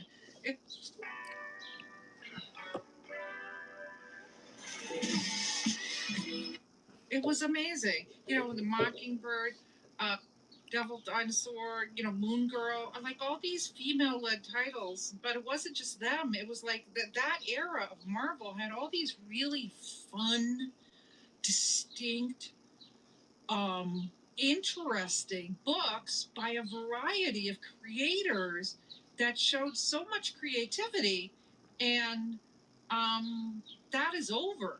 I can't remember the last time I looked at a book from Marvel, you know, because I get all the PR and I'm like, this. Like, yeah. I can't remember. It's like, oh, it's another Venom book. It's another Punisher, you know, it's another Carnage book. It's another, say, you know, Peter Parker's life is going to change forever. Have you heard? Yes. And I mean, it's just like, you know, look. Okay, I'm going to name a name. I mean, that Axel Alonso left, C.B. Cebulski came on. I'm sure this was part of the whole diversity, anti-diversity crusade that happened, unfortunately, among some retailers. And it was like, yeah, they shut down all the female-led books. They shut down just to concentrate on the core. I mean, something happened, you know? Like, it really, really changed. And it's just so dull now. There's nothing, and why would I, a woman of my age and interest, pay any attention to Marvel unless it's sheer nostalgia? You know, the other thing is that you and I I just had a story go up this morning about Joe Casey and the character from, in 1999, Joe Casey and Steve Rude, with help by Assad Ribic, by the way. Wow. Did this miniseries, a 6-issue miniseries called X-Men: Children of the Atom, and there's a character introduced in it who is going to be in a Brand New Day, apparently. Spider-Man, Brand New Day. And, you know, I remember when that came out. I'm a big Steve Rude fan, and I'm pretty sure I have the collection somewhere because, but it was top 10 when it came out, by the way. I did a little research. It wasn't very surprised by that. I'm not. Yeah. I'm not. because it was a different kind of readership then. And also, you okay. Let me circle back to that though. I want to finish my first thought. Sure, go ahead. Because anyway, it's never been back in print. It's never been reprinted. It's not being reprinted, even though the character is going to be in Brand New Day, or at least I haven't heard about it. And the trade paperback is goes for hundreds of dollars on eBay, or if you are, some kind of completist weirdo who wants to read this. And when you say you're surprised, like the thing about that period of Marvel is like, you've got to remember they were coming out of bankruptcy. They're coming out of one of their darkest periods. It's like the Howard Mackie writing Spider-Man era, which I know sounds horrible, but people pointed that out all the time. Okay. And so they were just trying new things. They were coming out of a bad period and they were trying new things. And, at the time, Joe Casey was an upstart young Turk. And obviously Steve Rude had a great reputation. And, he had a lot of fans in Nexus. So this was an A-listers. I'm trying to say it was A-list book. Like, you put these creators on a book that you want to be something you keep in print, right? And so, it wasn't like at that time, 27 years ago, almost 30 years ago, okay, it was quite a while ago. So I'm not surprised that the book was top 10. But I mean, it was also a mini series that was probably like that retells the origin, I think, that basically was designed to be an evergreen story that was not actually treated like an evergreen story. I think that, I think that there's two real significant, there's a lot of issues with Marvel, but two of them are what you talked about, where it's like their comics are kind of flavorless. Like they're so trying to not, like, I don't know, upset the apple cart or really like have a really defined voice in a way that they didn't before. That's probably not their intent, but that they just don't really accomplish anything. I will say Ryan North is currently writing Fantastic Four, and it is absolutely fantastic. Yes, but then the other thing too is just like, it's never been good. Their trade programs are always a disaster. They're never in print. They're always hard to find stuff, and it's really strange to watch them, both on the single issue front, but even the collected. Like, you look at the success stories of the past few years, like the DC Compacts, the Invincible Compendiums, the format boom, as I put it. Marvel has been behind on all that, and when they do get on it, they're normally like doing a weird mutated version of it that doesn't do as well. Like the Premier collections that are $14.99 and feel like garbage. And it's really strange to watch this. And like, I hope what we're seeing in the near future is like some sort of adjustment to the way that the world is. I will note, like, most of the time that they have like these real upticks are coming off of down periods, and hopefully this is down enough to inspire a serious change. I will say, I do not think that serious change is them going full digital, like some weird hypotheses online. That's bullshit. That's bullshit. Insane. Sorry, I don't know if I can swear here, but I just did. And this. By the way, the rumor comes from one of this, sob sister snowflakes out there who's always like, "Oh, comics are dying. Comics are dying. Comics are dying. Comics are dying. Comics are dying." And so it's not credible, okay? None of the sources that it comes from are credible, okay? And you know what? This rumor's been around all along. This rumor that Marvel and or DC is going to go digital or license out all their comics has been around. And look, I'm not saying it might not happen. Also, just put in a new regime, okay? And the new regime is going to try to do things. I think they are going to do more digital because Abdo has a total background in digital. Yes, okay? Yes, he does. But it's additive. Hey, it's additive. I will say, like, I think rumor is giving it too much credit. It is just making stuff up. It's just making stuff up. It's not. Yes, I agree with that. Yes. Yeah. I do want to ask about a couple other publishers. I'm not going to. We can't get into all of them, but there has been a lot of turmoil at varying publishers. Yes. Dark Horse feels extremely chaotic after the departure of Mike Richardson and everything that's going on with the union and corporate nonsense. Boom feels like it's Schrodinger's publisher, and the fact that it both exists and is also being swallowed up by Random House Worlds. And then Mad Cave has went through some layoffs. I don't want to discuss all three in depth, but which publisher or publishers are you most, I don't know, intrigued in having conversations about at San Diego Comic-Con, learning about what's really going on? Well, I think Dark Horse, definitely. Now, that said, I saw them at ALA. They had a booth at ALA, and a couple of stalwarts were there, and I spoke with them, and Ready to wake up feeling refreshed? Let the sleep specialists at Bernie and Phil's help you find the secret to. They were saying that things have stabilized, and it seemed very sincere. It did not seem like they were just giving me a line. And so they were excited about going to San Diego, and they are coming back to New York Comic Con. By the way, they did make a big deal out of Dark Horse coming back for the first time in quite a while. So I think Dark Horse has stabilized. That seems to be what I am seeing. But again, how will they stabilize? I do think there will be more layoffs there, and I do think they're going to change their product mix. They've been canceling so many projects, and to be honest, I think some of them should have been canceled because they did no promotion, no marketing. I mean, I'm on their comp list. I say this all the time. I open the box. I had never heard of about 90% of the things that I found in that box. So maybe a more focused line would be more salutary for them. And who was the other one that you said? Mad Cave and Boom. Mad Cave and Boom. Boom, they were also at ALA and talked to them, and they seemed the way that I'm hesitating is kind of the feeling that I got from them. It seemed a little bit more like I'm not quite sure what's going on there. So I don't think think it's very, very transitional there. And then Mad Cave. Well, look, Mad Cave is my sponsor for San Diego Comic-Con coverage. We have a nice big banner ad up there. Thank you, Mad Cave. So I can't really say anything about them. Either words. I mean, that's great. Listen, for what it's worth, they came back in as their sponsor. That is not a tiny, tiny amount of money. It's not a gigantic amount of money, but it's more than you just be like, oh yeah, sure, okay. So I appreciate that, and to me, that's a good sign. So yeah, for what it's worth. One of my patrons, Christopher Landvik, specifically had a question about small publishers like Ignition Press and Mad Cave and Oni and how he thinks that they're having a moment. And I do think it's interesting because Mad Cave is I find them fascinating in the sense that they do feel like they're pulling a lot of very smart levers. Some of the digital stuff they're doing is really interesting. They're getting into a lot of really notable licenses. They got the Star Wars, part of the Star Wars license. I don't really even know how that works. But it seems like they're always making interesting moves. I think part of the problem is it's to a very lesser degree, it's kind of like with Marvel, where it's with Boom and with Mad Cave, it's kind of hard to see.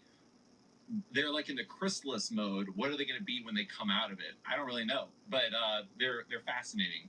Is there any publisher that you think you're particularly fascinated from a positive standpoint, right? Well, I am excited to see what Vault does, right? Because they do have that partnership with Athon Books, which seems to have really pumped a lot of infrastructure money into them, and they have Dungeons Crawl Carl. So they actually are positioned pretty well right now, and so I'll be curious to see what they do with all that. I mean, they definitely. I do think the Athon part of Vault has taken over a little bit more, so we'll see. And I was going to say that Ignition Press has this pop-up. It's right across from the pavilion. Yeah, the pavilion. But since you don't really know, trust me, this is going to be rocking. It's right across the convention center. You just run over there. It's such a great venue. I'm so excited to go hang out there if I, have a chance. And they're also. I love that they hyped up when they sent an email about it. They hyped it up because they said they have a private bathroom, and I'm like, oh my god, you speak in our language. We get a bathroom. Woo-hoo! I mean, especially if things don't do it. Don't do it. Not gonna. But the other and then Mad Cave is also they're both co-sponsoring the CBLDF party on Thursday night, which is a big lift. That's not a cheap party, and so good for them.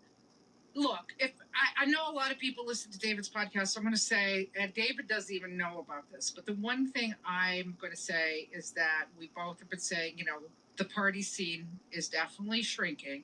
There's no EW party this year, which for the Hollywood types, that's a wonder. They loved that party.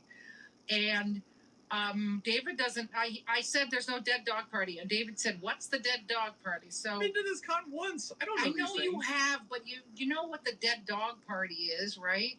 I now know because you. I don't know. Right, you never heard that phrase before. Okay, well, tribute where credit where due. The Bob Chapman of graffiti threw the Dead Dog Party there for, I think, between 30 and 40 years, and it was Sunday night. It was very hard to get into. He only invited people who he knew or who were on a special list. Like if you were Marvel or DC, you could invite people to it, or Dark Horse, but it was very, very much you had to be either somebody who worked for a company or creator, very involved. I know because I learned early on that I could not bring my entourage to this party.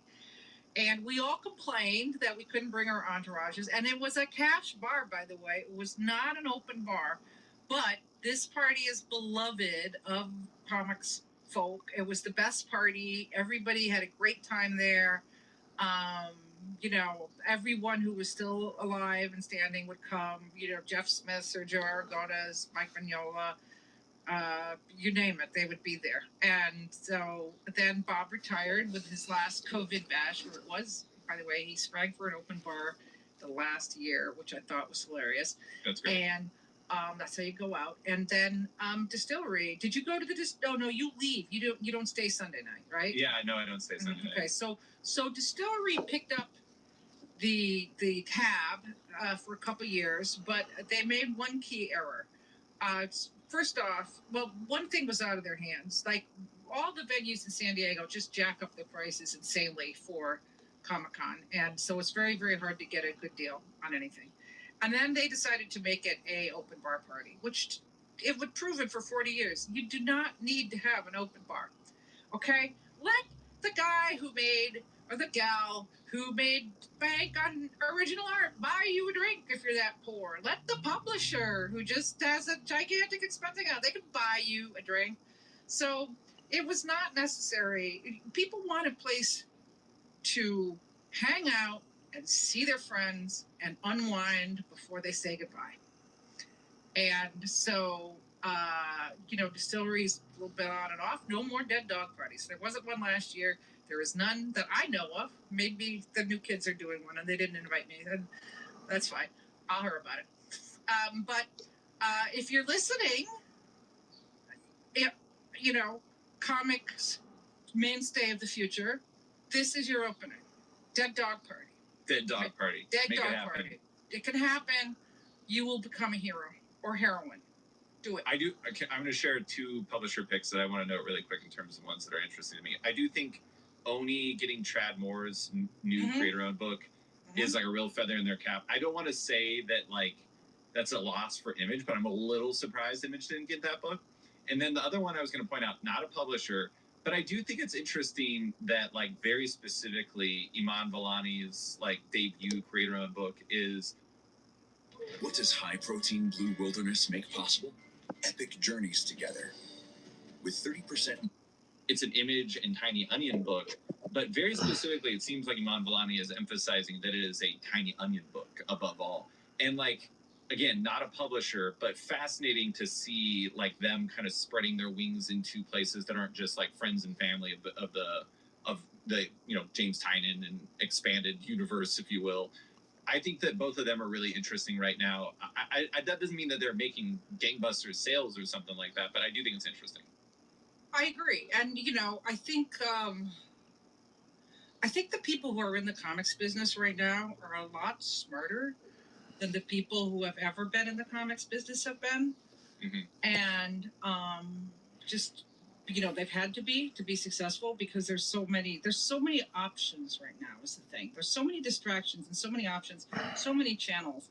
And, it's not like you just get your book at Marvel and DC and you get a page rate and that's it, you're done. So you have to do the Kickstarters, you have to do social media, you have to have direct sales, you have to have digital sales, it's the whole soup and nuts. So I think what you're seeing on all that is just people, guess what? James Tynion and Hunter Goranson at Oni are pretty smart. Yeah. They're pretty smart people. I mean, but I named them both because they're the head, but both companies have a huge infrastructure of very smart people. At Oni, there's also Sierra Hahn, the editor-in-chief, and Spencer Simpson, their salesperson, and a whole bunch of other people who I wish I could name, and I'm going to forget them. So, but, James has fantastic people around him. His business partners, everybody. So they're pretty smart. Yeah. I mean, and I think we're seeing that. And I also like it is a fascinating time because it's like I feel like the business of being a creator or even a publisher is evolving really fast. Like you take like somebody like Nick Dragata, who you would think the biggest thing in his his camp is like just drawing absolute Batman, but it's like he makes. I just had a profile of him, and he makes more off of original art sales and exclusive signings, and like the stuff that he does with Felix Comic Art, where they do those exclusive variants and stuff like that. Those probably make more for him than his page rate, and like what it means to be successful in comics is evolving rapidly, and it's really fascinating to watch. It is, and but it's also very draining and taxing. It's like you can't just do one thing anymore. You have to do, I mean, that's why, like, the prep, even though everything is normal for this Comic-Con, the prep for me has been really difficult, and it's because, one of my colleagues, we were just like, oh, it sucks to grow old, we just can't handle all this. And I'm like, well, I mean, yes, I'm not going to say that I'm not quite Murtaugh, but too old for this shit quite yet. But also, there's just more to do. David, I sure you have the same. I have so many people emailing me, DMing me, now even calling me to ask for advice or tell me about something that happened or have an idea for a collaboration. It's just constant all day.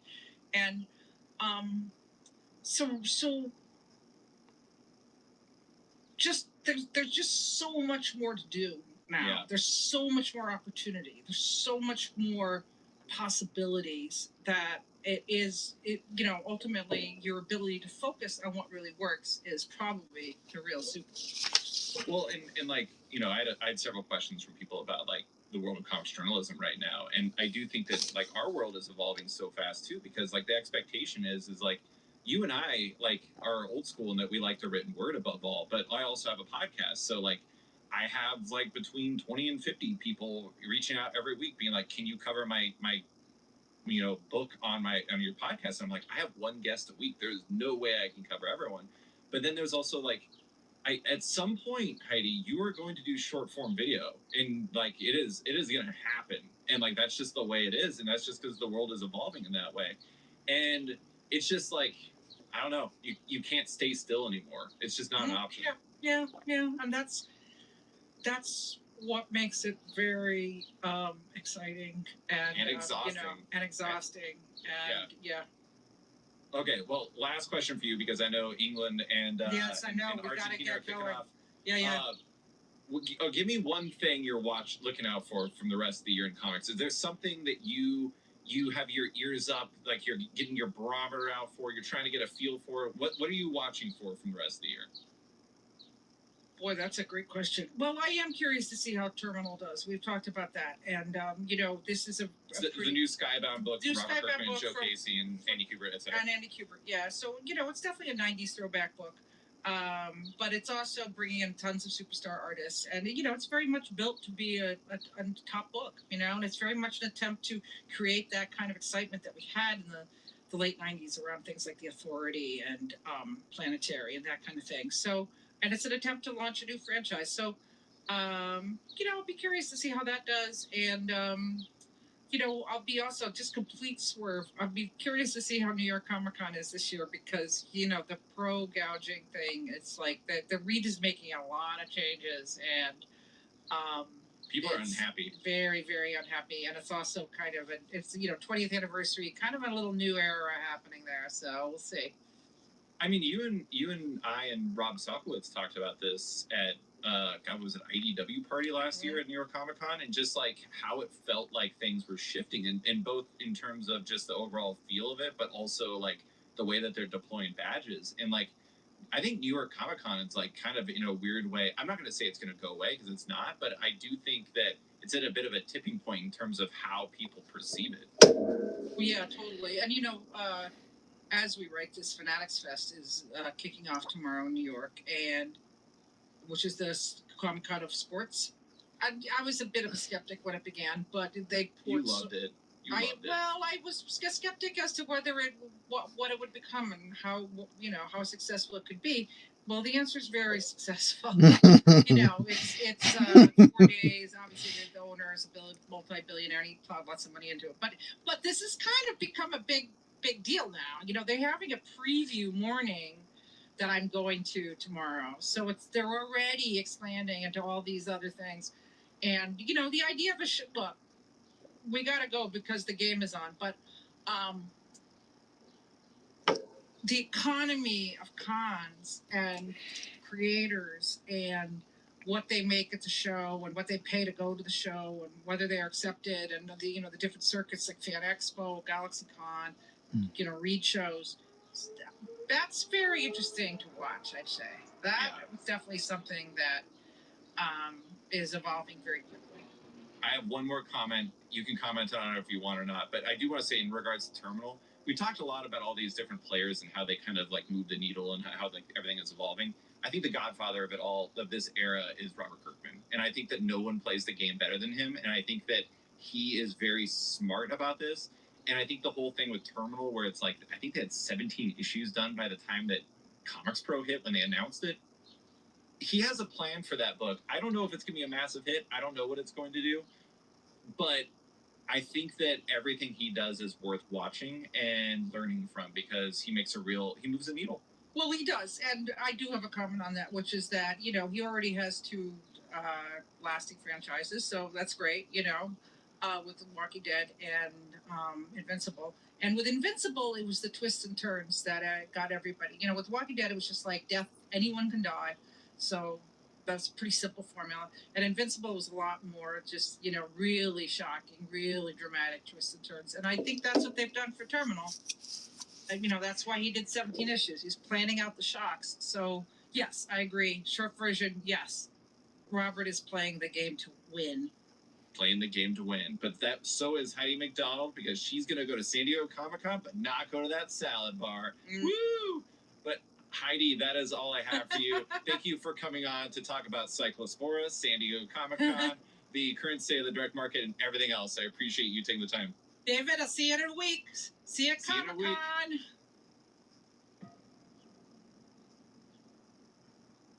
Show me. Show me.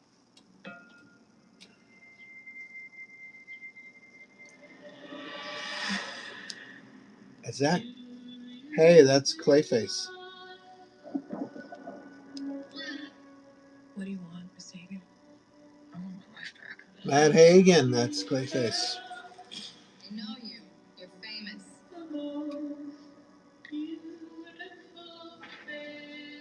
It's a tragedy what they did to him. Oh. I'd like to volunteer for human trials. This isn't cosmetic surgery. Even if he kills me, I'll be better off than I am now.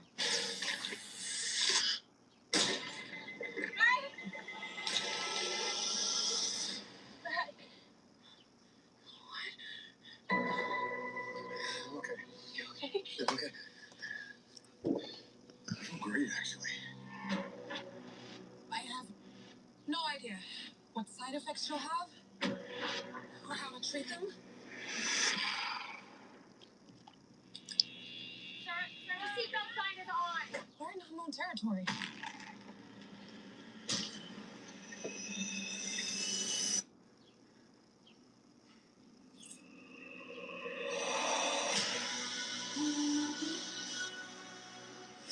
What's happening to me? There it is. You gotta have a melted face. You need to let them go. You want to know how I feel? The people I trusted betrayed me. The justice system failed me. They stole my career, my money, my life. I'm a monster.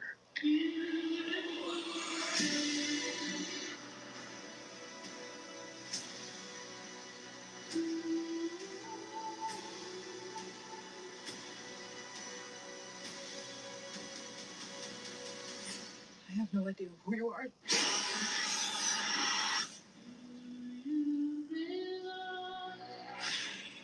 Clayface gets his own movie. What is up with that?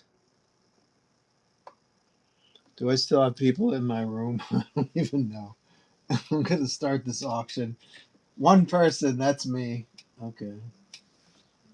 I'm just gonna sign off very soon. I just want to finish this pile of stuff.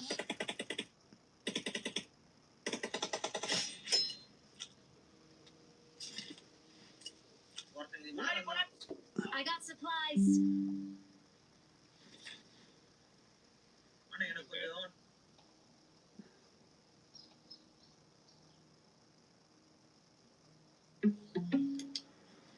Oh, we're gonna be neighbors. Yep, I'm about to file my LLC. What's with all the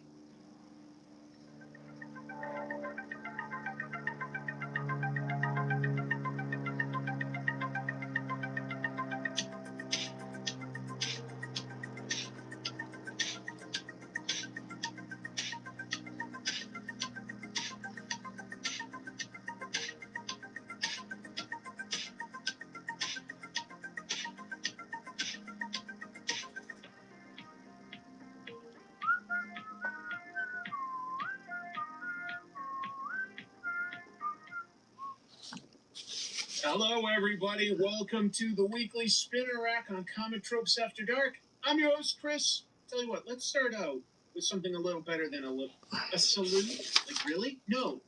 You guys are here, and you're part of the show. You deserve a lot better than that. Double salute. You got it. I wanted to give it. That's my gift to you. You know what? Tell you what. Let's do something else special. The Avengers Doomsday trailer just came out. How's it look? Let's see my reaction to it. Now, of course, I can't show it to you because, of course, then I'd get copyright claimed. So bear with me. You're going to watch my reactions. What a goob.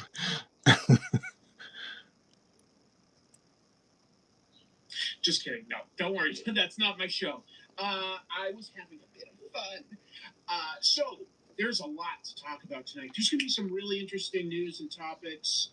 Certainly some big Marvel news. You know, they've announced a move. They've announced a whole new editor-in-chief. We'll get there. There's some other news to talk about, too. All sorts of stuff is the companies that are making comics, the artists, the writers, the publishers, are all sort of positioning themselves to get a little bit of buzz just before going into San Diego Comic-Con weekend. Mm-hmm. I'm excited to talk about some of the comics that came out this week. You know, we'll start with the news, then we'll do some conversation about some of the comics. Man, Dork continues to impress. I can't wait to talk about that one with you all. What else was cool? Oh, I got this out of a Gachapon machine. I'm going to open it up with us. We're going to see. It can be one of several covers as like a small poster. I'll explain. You've all heard of Jimothy. Well, there's a Jimothy in my life known as Jim the Food, and he sent me his latest art book. We'll take a quick look at that. I've got a link to get it in the description below. It's pretty cool, folks. And I got a copy, and I've started reading Frank Miller's autobiography / teaching book about how to write comics. It's quite interesting. And then we'll do some drawing because I want to draw while chatting with you all about some of the stuff that's been going on, like my latest episodes, some of the changes that I've got planned, maybe give some thoughts, non-spoilery, about latest media like the Odyssey, things like that. So, yeah, you know, should I sing the coffee song if I don't actually have coffee? I just have a Diet Mountain Dew for a little bit of caffeine. But you did ask and didn't give me any money, but I kind of like to just give, like I'm giving out the double salutes tonight. I give and give, and this is the thanks I get. All right, tell you what. Let's just get into the news because I think that's going to be one of the most fun parts tonight. Let me throw up the banner, or get it ready, I should say. Let's do News of the Week. We're sitting on top of the story of the century here. Put an ad on the front page. Cash money for a picture of Spider-Man. He doesn't want to be famous, and I'll make him infamous. Hi, guys. This is April O'Neil from Channel 6 News, and I am here in beautiful New York City.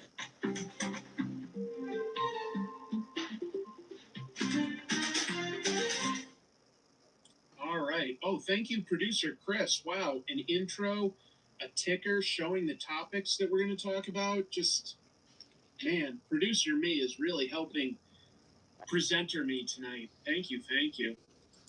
Don't throw up? Jeez, now you tell me. I've been doing it all day.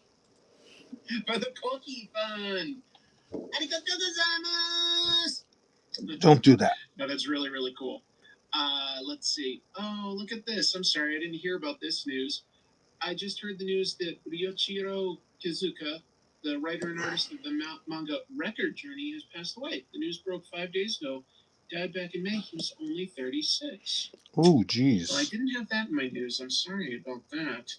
Me too. Wow. All right. Well, tell you what. Let's try to move forward with some fun stuff.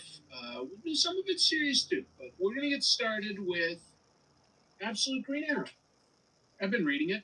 I've been enjoying it. But I'm a fan of the writer, I will admit. So I was primed to like it. But writer Pornsock Show posted to his Instagram this week, DC has extended the run. Absolute Green Arrow was originally announced as a 6-issue series. It's been extended to 12.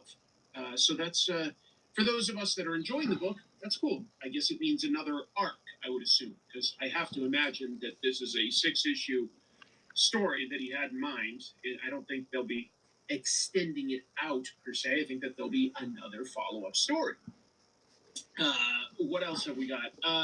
This is something he posted with, this image in the news.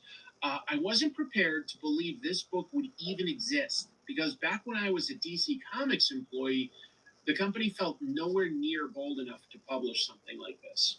I can understand that.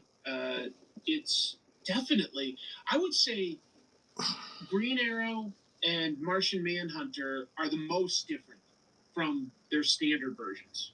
I think that they've got all the elements, but they're the most different, those two projects. Raphael Albuquerque and Pornsock remain the creative team, so that's staying in place. It's not like a new team taking over.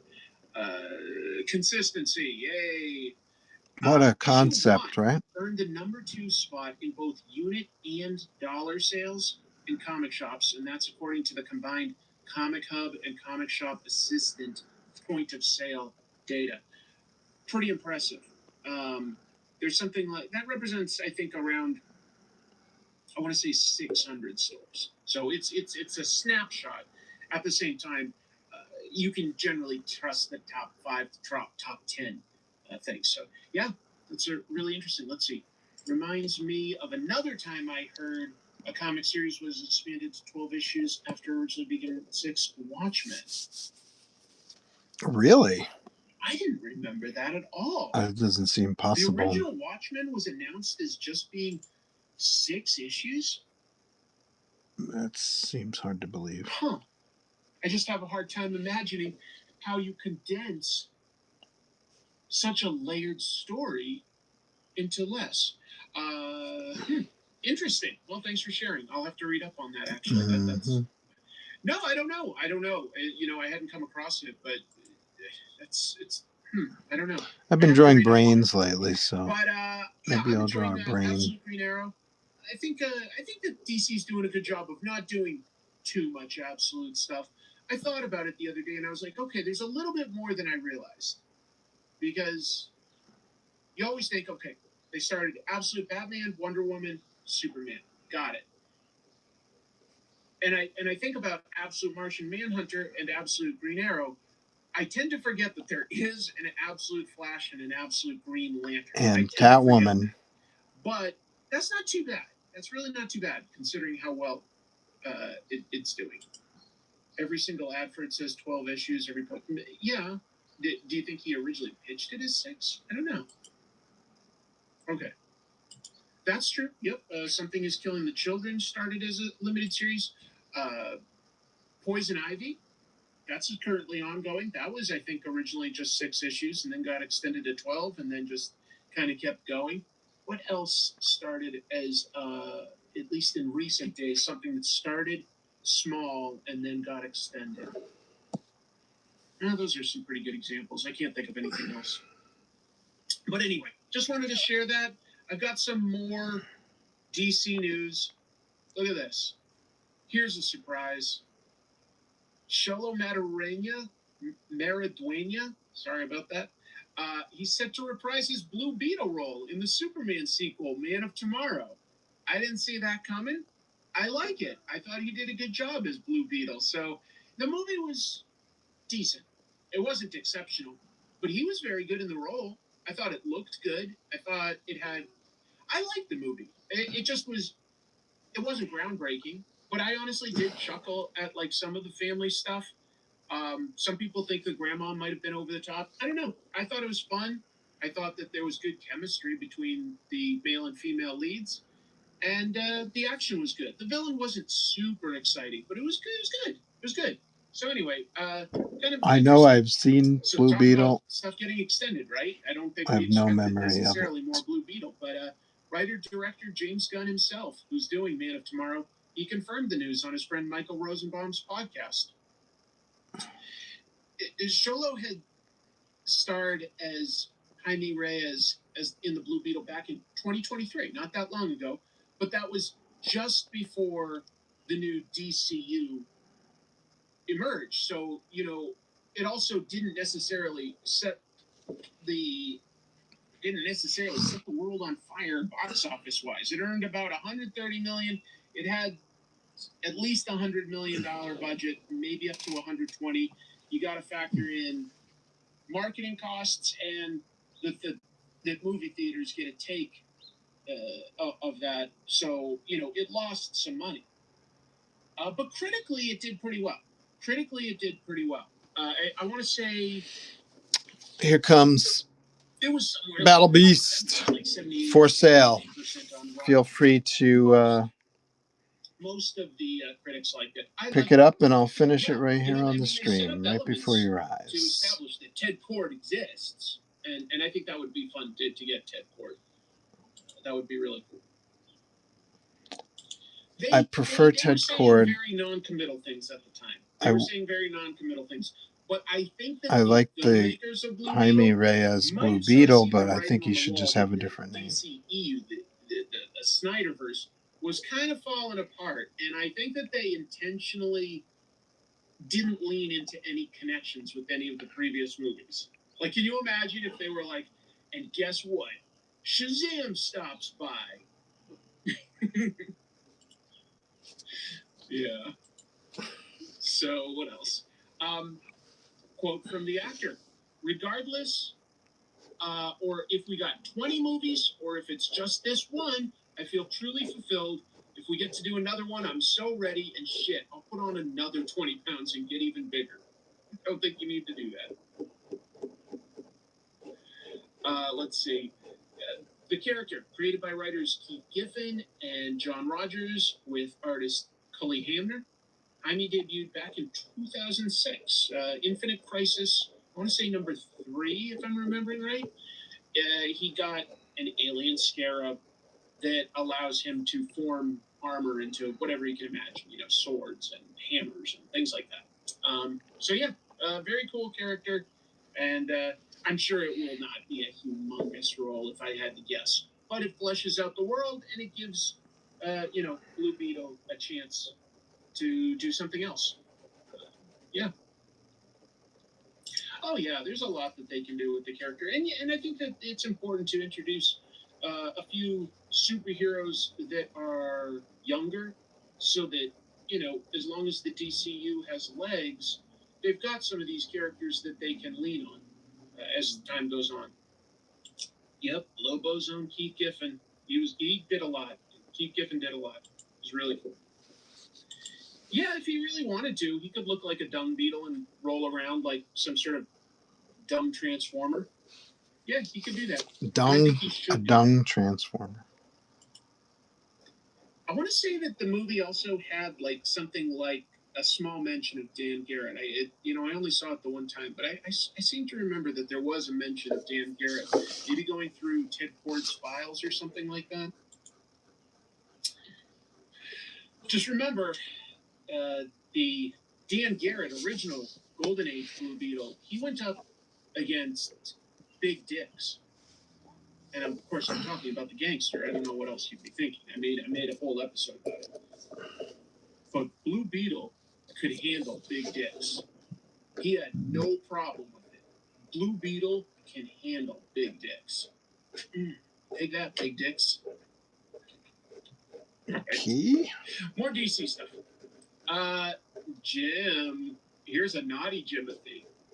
There's nice Jimothys, like the amazing little raccoon we've got running around here. Ryan Carroll, in Art in the Seattle. house. What's up, I Ryan? can't get How enough are of you? him. My What's the friend Jim latest? Flood is a good Jimothy, but Jimothy Lee, I don't know. Look at this. What are you working on? Last week, there's a pretty big piece of news. DC issued new guidelines to stores on how to handle making variant covers. When a store wants to make their own variant cover, they had rules, they had the approval process. But one of the biggest things was that they said that they were against price gouging, and they had some strong recommendations on how stores priced them, saying that they could like cut them off from ordering from DC if you violated any of these rules. They recommended charging no more than 5 times cover price for a custom variant and no more than 10 times for a signed edition. We were That just was talking a about few this days ago. yesterday. And then what happens? Well, this week, Torpedo Comics announced Jim Lee drawn variants for Absolute Wonder Woman, Absolute Batman, Absolute Superman. And what are they priced at? $100 for the regular trade covers. Just And the Jim regular Lee, $100. Jim Lee's the publisher. White covers, and $150 for Virgin Foil. They all come with a token to admittedly get a signature. Doesn't necessarily mean you get it, but you could get it if you attend the convention and you get through the line and everything. But yeah, let's do the math there. Normal price, $4.99 for a comic, right? So $100 is 20 times a foil cover is twice that, so that's only 15 times normal price.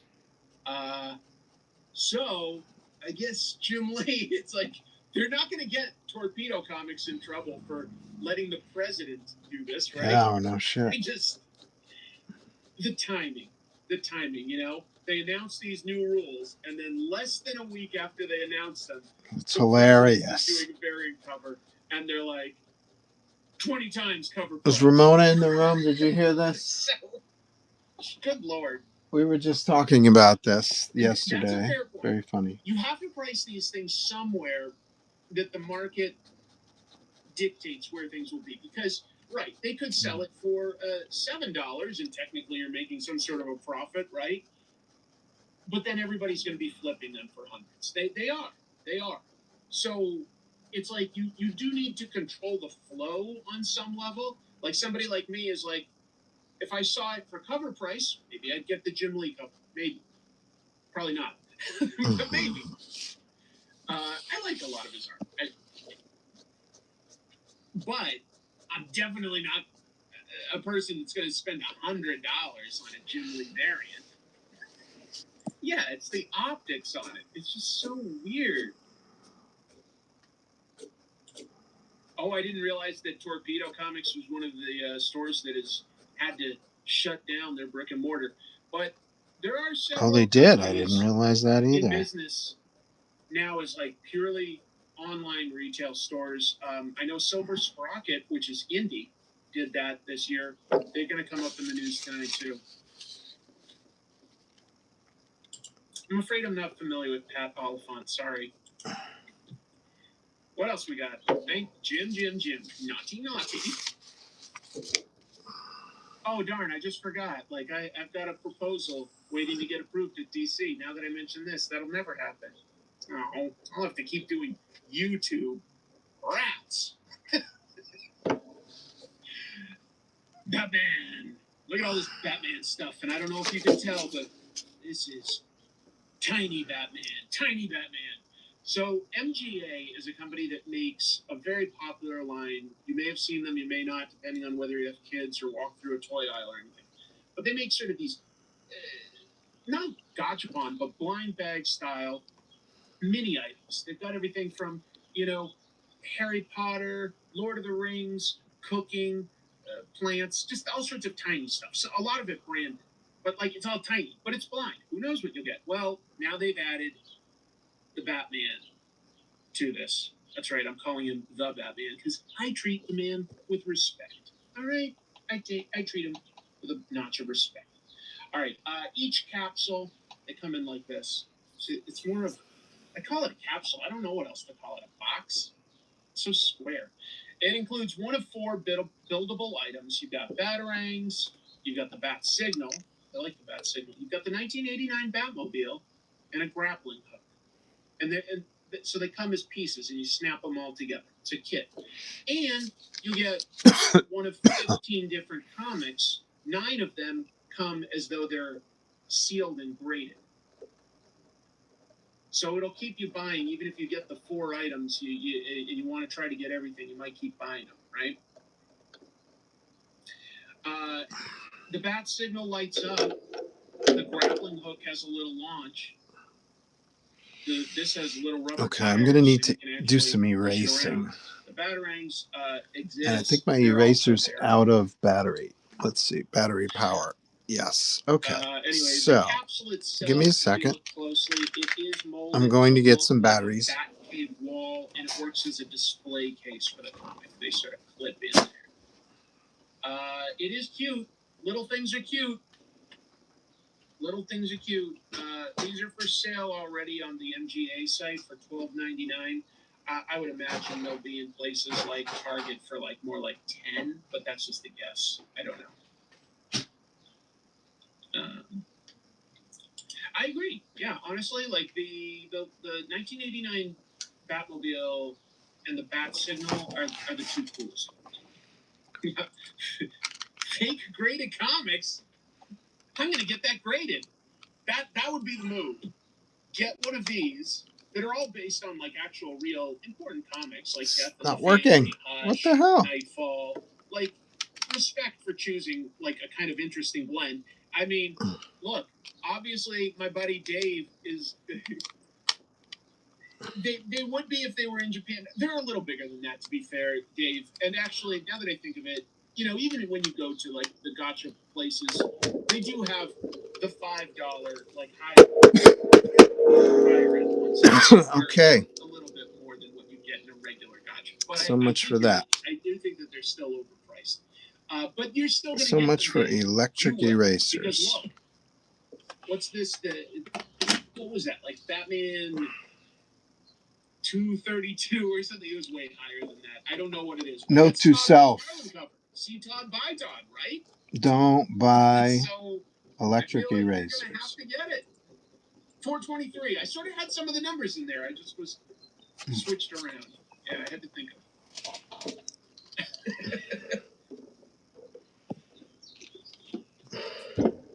I wish it was cheaper because I'm not against the tiny comics. I'm not against that. I'll probably get one. I probably will. No.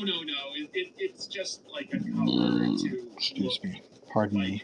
A book. That was They rude do have pages, and but uncalled there's no for. way at that scale that they have 22 readable pages. You just couldn't print and bind it at that scale. Not on mass scale. You just couldn't. It's your rule. You've got to get it until you get the Todd McFarlane one. If you guys don't know, one of the things I'm joking about is Dave says, see Todd by Todd, and he had an article. I guess I don't have my copy nearby, but in this current month's Comics, the magazine, he's got an article about some of Todd McFarlane's cool, but not necessarily at the top tier that everybody owns. He's sort of the next tier down. You should get these books, and he's his logic is see Todd by Todd. So anyway. So that's interesting to me. I didn't know about that. So you really could print at that scale on a mass level? I meant to move on, but that actually fascinates me. Interesting. Huh. I have a tiny copy of Creepshow about that size, and it is actual pages with text in it. Well, then maybe I'm just making an assumption that isn't true, because I can see that there are pages, and now you folks are saying that there's both Creepshow and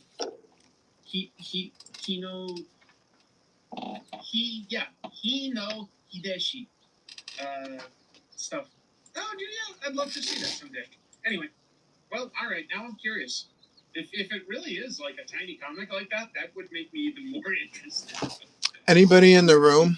I want to ask a question. Come on, I mean, if this Has anyone ever read probably will. one of the DC Compact series comics?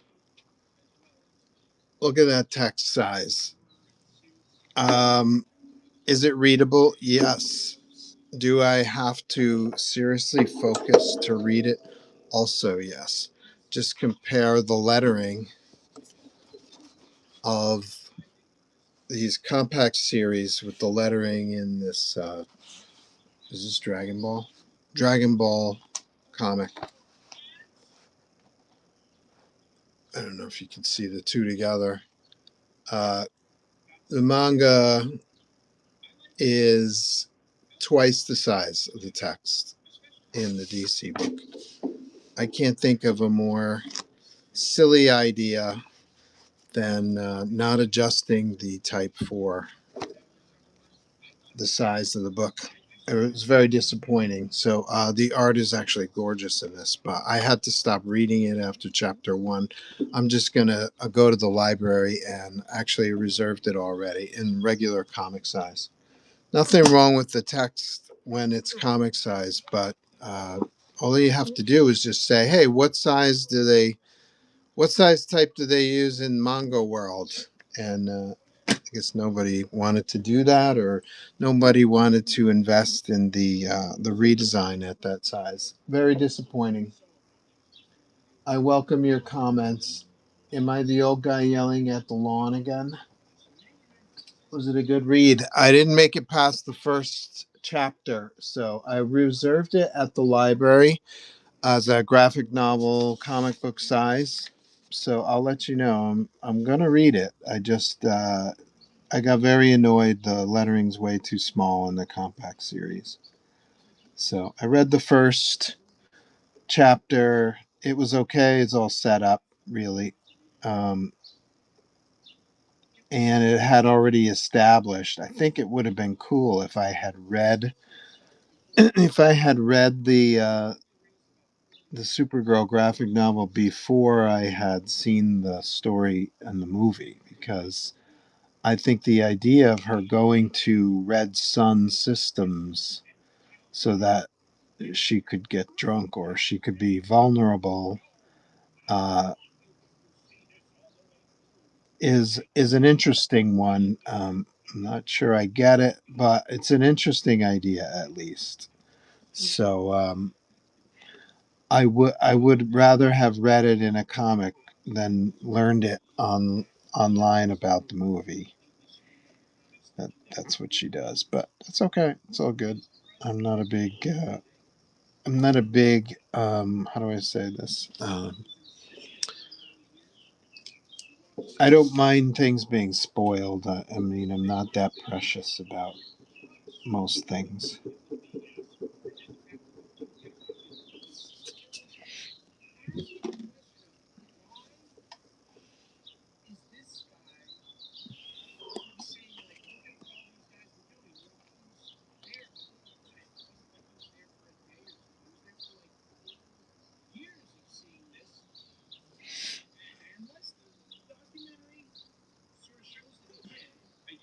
I guess we don't know for 100% sure. Yeah, but what was he doing the whole time? Very, very strange. Very, very strange. Noah Fillmore here, and if you vote for me, no new taxes. And I'll promise not to build any bridges to any foreign countries. My opponent wants to build a bridge all the way to Europe. I tell you, it can't be done. I'm Noah Fillmore. It's a perfect impression of me. All right. Stan's daughter, his only child, J.C. Lee, eventually accused Max Anderson of stealing at least a little over $11 million that her father earned by signing autographs, and at least $10.2 million in appearance fees. That's a massive amount of money. Anderson denied ever handling money of those events. From the clips, it does not seem like that's true. Anyway, it's going to come out July 23rd at Comic-Con. and July 28th on video on demand. So, if you're curious, you can see what it is. See, but here's what the difference would be. If you're already a documentarian and you choose a subject, fair enough. You're trying not to interfere, kind of like a scientist. You're there most to observe and not to influence. But that's not the full role that he had, is it? He was an assistant for Stan. He worked for Stan. So, the fact that he filmed all this and made a documentary afterwards is incidental. His primary role was to work for Stan, and therefore, as part of that, I would say he had a moral obligation, if not a legal one, to watch out for Stan on some level. On some level. It'd be different if it was somebody that never met Stan in the world and said, "Can I get permission to follow you around to convention appearances for the next 2 years? We're thinking of making a documentary." And then that's the story that they find. That's very different from being somebody that was a party to everything that went on. I hope you can understand the difference there. Yeah, watching what amounts to an ongoing crime happening and not doing anything is an accessory. I sincerely think, depending on the little that we know, because we don't know the full story until the documentary comes out, and etc. Poor Stan. But yeah, could Stan's daughter, for instance, have a legal case against this guy if it comes out and he's just sitting there doing nothing? Stan didn't have any recourse he could go to. His daughter was very difficult, also, I've heard. Oh, that's interesting. See, I don't know the full story. He says, I believe he did go to authorities. Well, it was a joke. Sorry, Wally. I sincerely didn't know that. I can't tell from just the text. Thank you for the support. Thanks to you and your community. That's true. For the great discussions. Well, hey, double salute. Thank you for the support. It's yeah.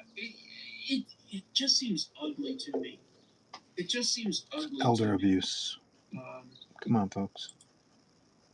I think a movie about Stan's life, not by Disney or Marvel, just by somebody trying to talk about his life, don't get me wrong, it's going to be an interesting story, his entire life. But focusing on his final years here, too depressing for me. Not for me. Too depressing. Speaking of Marvel, let's get into well, excuse me. It's kind of earth-shaking kind of news.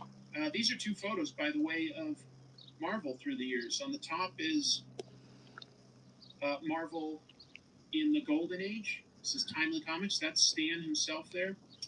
And then this is them in the 90s, the bullpen in the 90s. These are a bunch of, I think, interns doing different tasks. But anyway, Marvel had a town hall style meeting this past Thursday. They did that at Marvel's New York office in Midtown. They announced that the publisher is going to be leaving New York City, moving to Burbank, where parent company Disney is located. I think the main thing that prompted this, by the way, you got to read between the lines, but their lease for their offices, I forget the name of the building off the top of my head, but the name of their building in Manhattan, they leased their spaces. That was coming to an end next year. So they were either going to have to re-up that lease in Manhattan, where real estate is at a premium, but certainly in Midtown, you need to agree to long-term contracts, or they were going to have to move. And if you're going to move, I think what their logic was let's move you closer to where our corporate offices are. It's what DC did.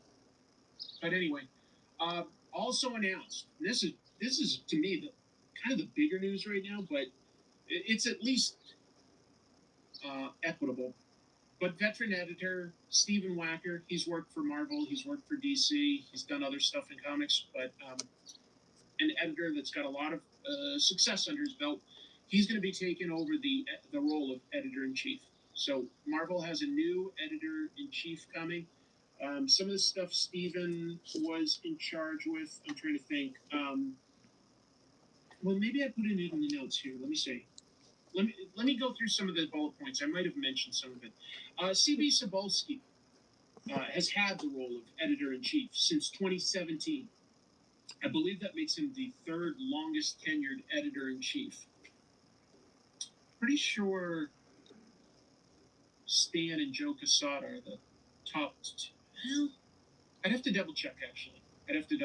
Yeah, I think that they're still the top two, and I think CB did hold it for longer than Jim Shooter.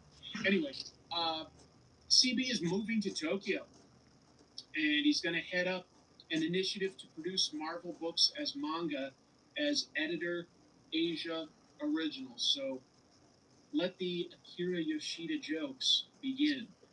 I'm not going to be surprised at that. Katsuhiro Otomo created CB Cebulski. The town hall was held by Kevin Feige, as well as Marvel's head of television, animation, comics, and franchise, newly appointed, Brad Winderbaum. Also, David Abdo, newly installed as general manager of comics and franchise. But basically the hierarchy at Marvel is Kevin Feige, who reports to Disney, and then Brad Winderbaum, who's in charge of obviously a lot of different things, and then basically TV, animation, and comics. And the editor-in-chief reports to Brad Winderbaum. Marvel is now seeking to have all of the New York-based employees of the comics and franchise group, which is just over 100 people, relocate to California by July of 2027. They're making offers anyway. But obviously a lot of people won't be able to take them up on that due to maybe like family or growth potential. There's a lot of concerns moving across the country. I moved across the country, and on some levels, I'm glad I did it for Chrissy and to be closer to her parents. In the moment, it seemed like it was going to be great for my career. Long term, it kind of screwed it over. But these are the decisions you have to make. DC left for Burbank back in 2015 to work at the Warner Brothers Studios. So New York, for the first time ever, is no longer the hometown for a major comic publisher. So much history of New York City. Gotham and Metropolis are clearly based on different elements of New York City, and most of the Marvel heroes exist in New York City. At the time, most of the creators lived there or near enough. Not all, but most. But now we live in a much more connected world, a global world, where writers and artists live across the country and honestly across the world. So it's not strictly necessary to be in any one place. There are advantages to potentially being in a town that has other publishing contacts or different entertainment contacts. So it's a little sad, though, to me, because I think New York is just in the DNA of superhero comics. It's a little bit of a bummer. But Stephen Wacker is not a bad choice at all, and a little bit outside the box for me, because he wasn't currently working for Marvel, so they're bringing him back. And it's interesting. They looked at somebody that has a lot of experience, as well as experience with Marvel, but maybe also some ideas from outside. That's what you call a screw up. Some of the things Wacker oversaw, I know he was overseeing Daredevil when it was at a creative high. I want to say maybe the Chip Zdarsky era. Stephen Wacker oversaw the people putting together Ms. Marvel, who's definitely one of the better new characters that Marvel has created. And CB Cebulski's run, I think, it's a lot of hit and miss. He did oversee some high points. I'm not going to take everything away from him. I think that I think Jonathan Hickman's House of X, Powers of 10, and the beginning of the Krakoa era was a huge hit for Marvel and a big creative high point. There have been good runs with Daredevil. Spider-Man got a lot of criticism, but sold very, very well when Zeb Wells was doing it. Yeah, I think you're right. I think that Stephen Wacker did work on 52 at DC. Yeah, I mean, it just culturally is. New York is such a superhero town, and it's just a little sad to lose some of that. But I mean, I look at CB Cebulski, and he's got a lot of lows too. I think in the last few years, Marvel has just been sort of going through the motions. Thank you very much, Steve. Sugar-free Mountain Dew Baja Blast for all troopers. You're keeping me going, man. You're keeping me going. I was going to give CB credit for that. Yeah, he's the guy that brought Peach in. I don't think he's done a lot of other stuff that's been successful with, like, Asia, but there is potential there. He does speak Japanese. Sending him to Asia to try to set up Marvel manga is a good idea. If you've been to Japan in the last, I'll say, 10 years, you will see that Japan does love Marvel. They've got Marvel merch everywhere. Now, they've tried to do some manga collaborations with Shueisha. They recently ended that. It wasn't a failure, but it also wasn't a big success. But I think you need more boots on the ground to make that work, But they love Marvel. They just do. There's Marvel merch everywhere you go. New York City's Marvel HQ should be a historically significant building. Unfortunately, they actually moved around a number of times. So DC stayed in one place way, way longer and had this amazing mural that I saw once. Really, really cool. But Marvel moved around several times, so they don't quite have the same history, really. Keep you going one Baja Blast at a time. That's true. Yeah, I appreciate the support a lot. It's just that I would say the last bit of innovation that Marvel had was just over 2 years ago, launching a new version of the Ultimate Universe. Yeah, it was Ultimate Universe, like, sure. A new version. They have done that before. Mm-hmm. They have. Mm-hmm. But at least it was successful, And it's been a while, though, since they really let creators... People seem to have forgotten about this Ultimate Universe. It was a big deal at the time when it first happened, right? I think a little too much... I mean, I haven't read any of them. Under Cebulski trying to tie things in synergistically with the films, rather than just tell a good story. But there have been little high points here and there. Like, I will say, Immortal Hulk, that was a great one. That was a good one. That was a damn good one. Yeah, I'd have to, like, sort of pull up a whole list of what documentary or something has been filmed completely now to make that work, But they love Marvel. They just do. There's Marvel merch everywhere you go. New York City's Marvel HQ should be a historically significant building. Unfortunately, they actually moved around a number of times. So DC stayed in one place way, way longer. And DC was at 666 Fifth Ave. But Marvel moved around several times, so they don't quite have the same history. Dude, I'm going to blow out. Thank you all for stopping by today. Appreciate it very much. I hope you guys have a great weekend. And I'll see you next week. Wednesday, probably. Thursday, definitely at noon Eastern. Cool. See you later.